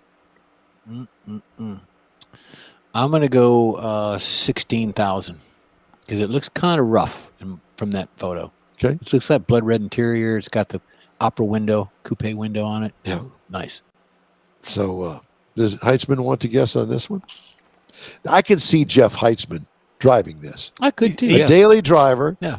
at NASA. Yeah. Couldn't you? Probably Yeah. have his own reserve space because of that car. Yeah. Well, he's sitting at 31,000, so he might could take it for that. The sold car price was $1,950. He could buy a little. whole herd of them. I was just going to say a whole fleet of them. Talk about, Yeah, it does look a little rough. a little rough. Looks a little A rough. little rough. Next up, 1973 Dodge Charger. You know, of all those Ooh, wow. classic Dodges, I really like this one the best. I don't know why. but Stan's I do. got one of those, doesn't he? I'm sure he does. I'm sure he does. 73 Dodge Charger. How much? 21,000. Okay. Mars, do you remember the sold car price, or do you? No, I got it sitting in front of me. Okay, well then don't look at it. I'm not looking at Okay, it. don't look at it. So you want to join in? Well, I already looked at that one. There's Heitzman at 26,000. 26,000. I got Okay, 17. so this one sold for 18.9. Hey, I was not far off. I'm getting better at this. So I got the point that I'm trying to make here is the fact that if you were looking for a fun car Mhm. that runs, and if it doesn't, it tells you that, but most of these run. They some are collector cars, some are just cool cars, fun cars to have. There's an 18.9, so under $20,000 you can get in the hobby. Mhm. All right, next up, a 1967 Chevrolet Chevelle. Ooh. Now, before you get to the price and guess it, I did want to point out something that should be kind of a giveaway. If I'm not mistaken, those are factory wheels. Mm-hmm. They're steel wheels. Mm-hmm. So I think that may be something that you could kind of take as a hint. So how much do you think that car sold for? 31,000. Okay. I'm going to go 42. Heitzman's going 12. $65,100. Wow. So Pretty. my guess is that this has got some hypo engine in it, and it's probably all Clean, original. clean. Yeah, clean. Probably numbers matching or something. Oh, yeah. Probably, yeah. All right, let's go to car number 5. This is to me, a classic Chrysler product, a 1969 Plymouth Barracuda. Remember at the time, the dads had this car, the hot rod dads. Mm-hmm. Okay, they were making enough money they could afford them because they weren't cheap. What was the first year that came out? You know? 'Cause I had an aunt that had one. You know, She had a black one. And 64, Man, they- 65, fantastic. somewhere there. 64, Probably- 65. yeah, probably that in that. huge, oversized back window that was And- ugly as the day is long. and they're like $1 bazillion now. Yeah. But as little kids, don't They didn't go sell a around. lot of Don't them. go around Auntie's car. Don't touch her car. Don't do typical. Auntie who? I'm not gonna say. So 69 Plymouth Barracuda sold for fill in the blank. Heitzman's sitting at 29, and I'm going to go 32. I'm going to go 34. Okay, well, guess what? All three of you are close. The sold car price on that was $30,450. I was anticipating TT&L. Okay. All right, do that. All right, next up, Barnes actually had texted me on this, and he says, that doesn't look blue to me. Yeah, It looks like it's gray. kind of a blue-gray, yeah. Okay, whatever. I don't Blue. call it a gray car back in the 1960s. Well, the description called it gray. Okay. Well, you stop reading the damn description. Love the wheels. I like the wheels. 1986 Buick Regal. Got the old 5-mile-an-hour bumper on there. Well, yeah, but it's also, with those wheels, that is a hot rod Yeah. Regal. I'm going to go 18. 18. I'm going to go 18 because it looks like it's been run a little bit. It serves a purpose. All right. I'm going to set up at 30. All right. Well, my Heitzman guess says is that 36. my guess that this is a GNX because it sold for $51,450. yeah. 35. Yeah. Yeah, those are kind of pricey now. They're getting really popular. Well, they didn't sell that many of them because they were expensive because of the motor that was high. Exactly. Yeah. high Yeah. horsepower. Yeah. And they All were right. blue. Yeah. 1957 Ford F100. Ooh. $9,000. 9,000. Okay. Does Mr. Heitzman want to chime in on this? He's looking, but while we're waiting on him, he's calculating. He's got to get his shoes back on. I'm going to say 15. Okay. Well, it sold for 16,800. Oh, He said, Heitzman said 10. Okay. 16,800. All right. Up Those next, are just popular for some reason. yeah. one of the biggest selling cars of this year, a 1977 Oldsmobile Cutlass Supreme, 2-door with the opera window. This one here has white outline tires, or actually white lettered tires. Mm-hmm. 77 Olds Cutlass Supreme, looks clean, butternut yellow for lack of a better name for it. That light pale yellow. 10 grand. 10 Maybe grand. 11. 10 to 11. All right. We doing ranges now? Yeah, I'm doing ranges. I'm I going to had go a 71. 17. I'm going 17. Heitzman says 30. He likes You it. looked, Bars.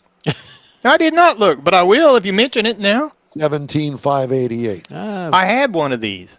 I had a 71. Did you really? Everybody Yeah. had one. Exactly. It looked like a 442. Yeah.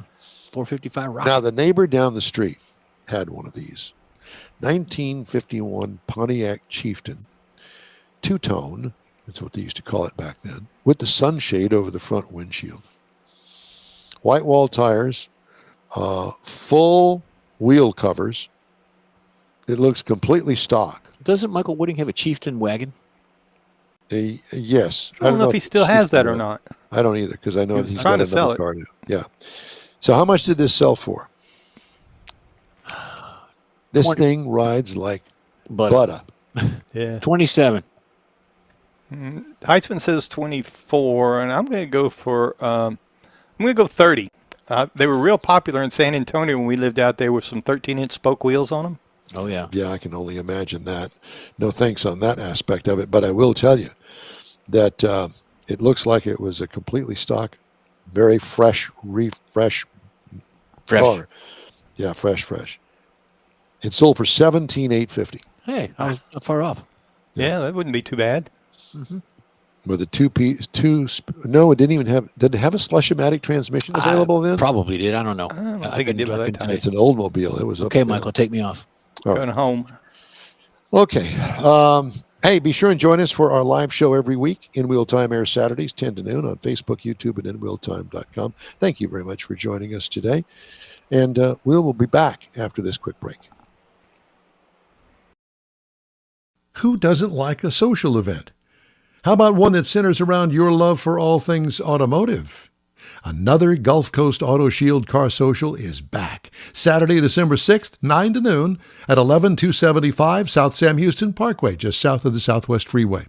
It's a morning packed with incredible cars, some of the finest rides in town, from classics to modern exotics. Here's your chance to talk to fellow car lovers. Grab a coffee and check out how Gulf Coast Auto Shield keeps these rides looking perfect. Meet the team. Take a look around the shop to see firsthand how Gulf Coast Auto Shield gets the most of the look you're trying to create. In Wheel Time will be there with their live car talk show. You might just be one of the guests. Don't miss this free, fun, and fast-paced car gathering of fellow car lovers and their rides. Saturday, December 6th at Gulf Coast Auto Shield, 11275 South Sam Houston Parkway. Bring your car, bring your friends, and bring your love for all things automotive. We'll see you then. The award-winning In Real Time Car Talk Show now reaches 5.3 million folks each year. Check us out on InRealTime.com, YouTube, Facebook, and podcasts available from your favorite go-to source, including our live broadcast every Saturday, 10 to noon Central Time. The In Real Time Car Talk Show has informative automotive guest interviews, new car reviews, along with popular features including driving destinations, Jeff's car culture, latest car news, cruise-ins, and racing dates. It's all on InRealTime.com. Join us. Welcome back to the In Real Time Car Talk Show. I did want to tell you a little something that Mr. Mars tried to get a hold of somebody about this and couldn't make that work. Future of the automotive industry was on full display at the 2025 HADA Student Technician Competition presented by Ally, where 23 high school teams from across the greater Houston region competed in a full day of rigorous technical challenges. Wow. After an impressive showing of skill, precision, and professionalism, Klein Kane High School, sponsored by Parkway Chevrolet and led by instructor Henry Silva, earned first place and claimed the title of 2025 champions. Second place went to Pearland High School, sponsored by Mack Hike Ford, Pasadena. And third place went to James Reese Career and Technical Education High School, sponsored by Sterling McCall Lexus. Congratulations. Boy, I wish they'd have had something like that back in my day. Absolutely. Absolutely. We did hear back from Klein. They finally got through all the red tape, but we got scheduling issues. So we're going to talk to them after they have their Dallas Why? I already did. Yeah. Well, yeah. Because the Dallas competition is the end of the line. Yeah. Right. Yeah, and it's the big competition. It's the big Lebowski state. Yeah. So it's basically Dallas-Fort Worth versus Houston. Yeah, and they're confident they're going to win. So I said, okay, we can do that. Sure. Yeah. All right. Good to have confidence, Michael. Time now for the Cruise In and Events calendars, Jeffrey. Yep, here we go. So actually today is going on. I've got two events for today. The 2025 Pecan Harvest Festival. It's going on right now until 5 p.m. It's at 300 Morton Street in Richmond, Texas. I know some friends on Facebook. It's right down the street. Yeah, there's a lot of people that are cooking. There's a lot of brisket going on. It's going to be good stuff. Hosted by the Rotary Club of Richmond. Visitors can expect a car show, selection of unique vendors, local shops, activities for children. Go out there and support your local community. Well, wait just a minute. Wait. Yeah. Don't rush through this like that. No, that's what's all. What's the name? What's the address? It's called 300 Morton Street in Richmond, Texas. Okay. It goes from 2 to 5. Oh, okay. Yeah. So it's going on right now. Perfect. Supports local community projects. Love it. And we got another one. You might get your pen out for this one too, because it's the Harvest Festival and Car Show with Community Market at 1200 Walker School Road in Sugar Land. It's going on right now. It started at 9 o'clock and it goes to whenever this afternoon. School Road. Yeah. Where that is. Features car shows with vintage, muscle, customs. Attendees can vote on their favorite owners and cars. Community market. There's DJ entertainment throughout the day. Families are encouraged to go on out there. Some people will let you touch it. What are the Some hours? won't. Don't touch it. From 9 a.m. till whenever. Okay. Yeah. Don't touch it. Don't touch it. And then next week, this is a good one. Now you might get your pencil out again, Michael. Leftovers and Lyrics Truck Car Show Chicken and Dumpling Cook-Off in Gerald, Texas. That's a little bit southwest. Chicken and dumplings. Mars Cook-Off. This is all Leftovers and Lyrics. Now this is the 29th, so I'm thinking it has to do with all the leftovers for Thanksgiving. So there you go. It goes from 5 to 8. It's a turkey and dumplings. Well, they're calling it chicken and dumplings. So there's different strokes for different folks. 375 County Road 3001 in Gerald, Texas goes from 5 p.m. to 8 p.m. next week. It features events, a car and truck show, a chicken and dumpling cook-off, live music. $20 covers the taste testing and the concert. So you can go out there and fill up on some chicken and dumplings. Taste testing begins at 6 p.m. And then at 6:30, they start giving out awards and things of that nature. So go on out there and support that. We got two more. Cars in the Park at Lake House Drive in Conroe. It's going on. There's a beer truck, food truck, all kinds of trucks, tow trucks, all kinds of things. Balloon art, face painting. Take the kids out there. Trophies awarded for best show, People's Choice, all that good stuff. Get out there. They've even have an award for the most likely to get pulled over. So that's why I threw that in there. I thought we were going to have a sergeant on today. East Texas Road Show, 4716 West Loop 281 in Longview, Texas. It is going on from 9 a.m. to 2 p.m. next Saturday. So, again, it features 20 classes of cars, muscles, sports cars, trucks, all that good stuff. Best paint, best motor, best in-wheel time show. So get out there and vote. Best painted toenails. Best painted toenails. I had mine done a couple weeks ago. Did you have them painted? What No, color? didn't have them painted. Mars Just has his polished. painted. Does he? Yeah. Yeah, get them painted black. That way I don't have to worry about cleaning them. Yeah, or when you stub your toenail. Ew. I could sit there. God. Don't ever show me your feet, Mars. That's the one thing. Do they use clippers or chainsaws on your toes? They have a grinder, a little bitty itty bitty Grinder, grinder. yeah. Well, with that huge infection that's been going on for 25 years, they're about to fall Put off. some ointment on it. They're all off the nail bed and everything. I apologize to all the listeners out there. And we know people. Yeah. Yes. Go out there and support your local community. I mean it. Or I'm going to have Mike come to your house and do burnouts in your driveway. Ooh, You've used that before. I have. I like using that. I get Mike in trouble. Genesis kicks off its luxury bid with a fire-breathing all-electric GV60 Magma Uh-oh. that packs 650 horsepower and squeals to 62 miles an hour in 3.4 seconds. The new entry, complete with a giant rear spoiler, sporty aero trim, and massive bright orange brake calipers, initiates a line of Magma vehicles. Got to be careful with that. Mm-hmm. Make sure you pronounce that Magma Squeal like part a of magma. that. Enabled in the future by 2 brand new dedicated platforms. Hey, man, I saw you doing a burnout in your Magma from Genesis over there. Tell me all about it. How does a magma squeal? What does that sound like? I don't know. As it bubbles up to the volcano. Bubbling magma squeal. You got pretty lips.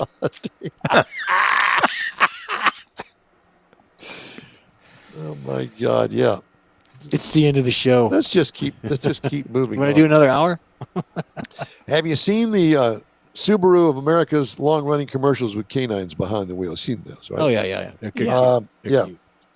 Well, the new one features a special guest star, the Oscar Mayer Wienermobile. The Barclays Subaru's family of Labradors and Golden Retrievers Oh, are shown driving a 2026 Crosstrek hybrid. When something catches the 4 dogs' attentions, a chorus of barks and lips linking ensues. oh. You see the Camera pans dog, to show yeah. the Subaru driving alongside the Wienermobile, piloted by an unflappable dash hound. Oh. Hadn't seen that one yet. The narrator says, "Follow your dreams." There you go, go. Mars. And There they you go, follow the the Wienermobile. Wienermobile. The dash hounds involved Yeah, in that. boy, come on. Hey, we'd love to hear from you. Shoot us an email. The address info@nwheeltime.com. We wrap up today's show right after this. Who doesn't like a social event? How about one that centers around your love for all things automotive? Another Gulf Coast Auto Shield Car Social is back. Saturday, December 6th, 9 to noon at 11275 South Sam Houston Parkway, just south of the Southwest Freeway. It's a morning packed with incredible cars, some of the finest rides in town, from classics to modern exotics. Here's your chance to talk to fellow car lovers. Grab a coffee and check out how Gulf Coast Auto Shield keeps these rides looking perfect. Meet the team. Take a look around the shop to see firsthand how Gulf Coast Auto Shield gets the most of the look you're trying to create. In Will Time will be there with their live car talk show. You might just be one of the guests. Don't miss this free, fun, and fast-paced car gathering of fellow car lovers and their rides. Saturday, December 6th at Gulf Coast Auto Shield, 11275 South Sam Houston Parkway. Bring your car, bring your friends, and bring your love for all things automotive. We'll see you then. The award-winning In Real Time Car Talk Show now reaches 5.3 million folks each year. Check us out on InRealTime.com, YouTube, Facebook, and podcasts available from your favorite go-to source, including our live broadcast every Saturday, 10 to noon Central Time. The In Real Time Car Talk Show has informative automotive guest interviews, new car reviews, along with popular features including driving destinations, Jeff's Car Culture, latest car news, cruise-ins, and racing dates. It's all on InRealTime.com. Join us. Well, that's it for this week's In Wheel Time Car Talk Show. Be sure and check out our website, InWheelTime.com. We're always looking for new, informative, and great automotive things to bring to our global audience. If you have an idea, event, road trip, or tall tale you'd like us to feature, please let us know. Our email address is info@inwheeltime.com, or call Mars. His phone number is on our website too. When you're looking for award-winning car talk 24/7, join us through the In Real Time app and website. Grab a podcast from your favorite podcast store. We video stream our live show every Saturday, 10 to noon on Facebook, YouTube, and InRealTime.com. In Real Time Video Technical Director is We Need More Jeff Zekin.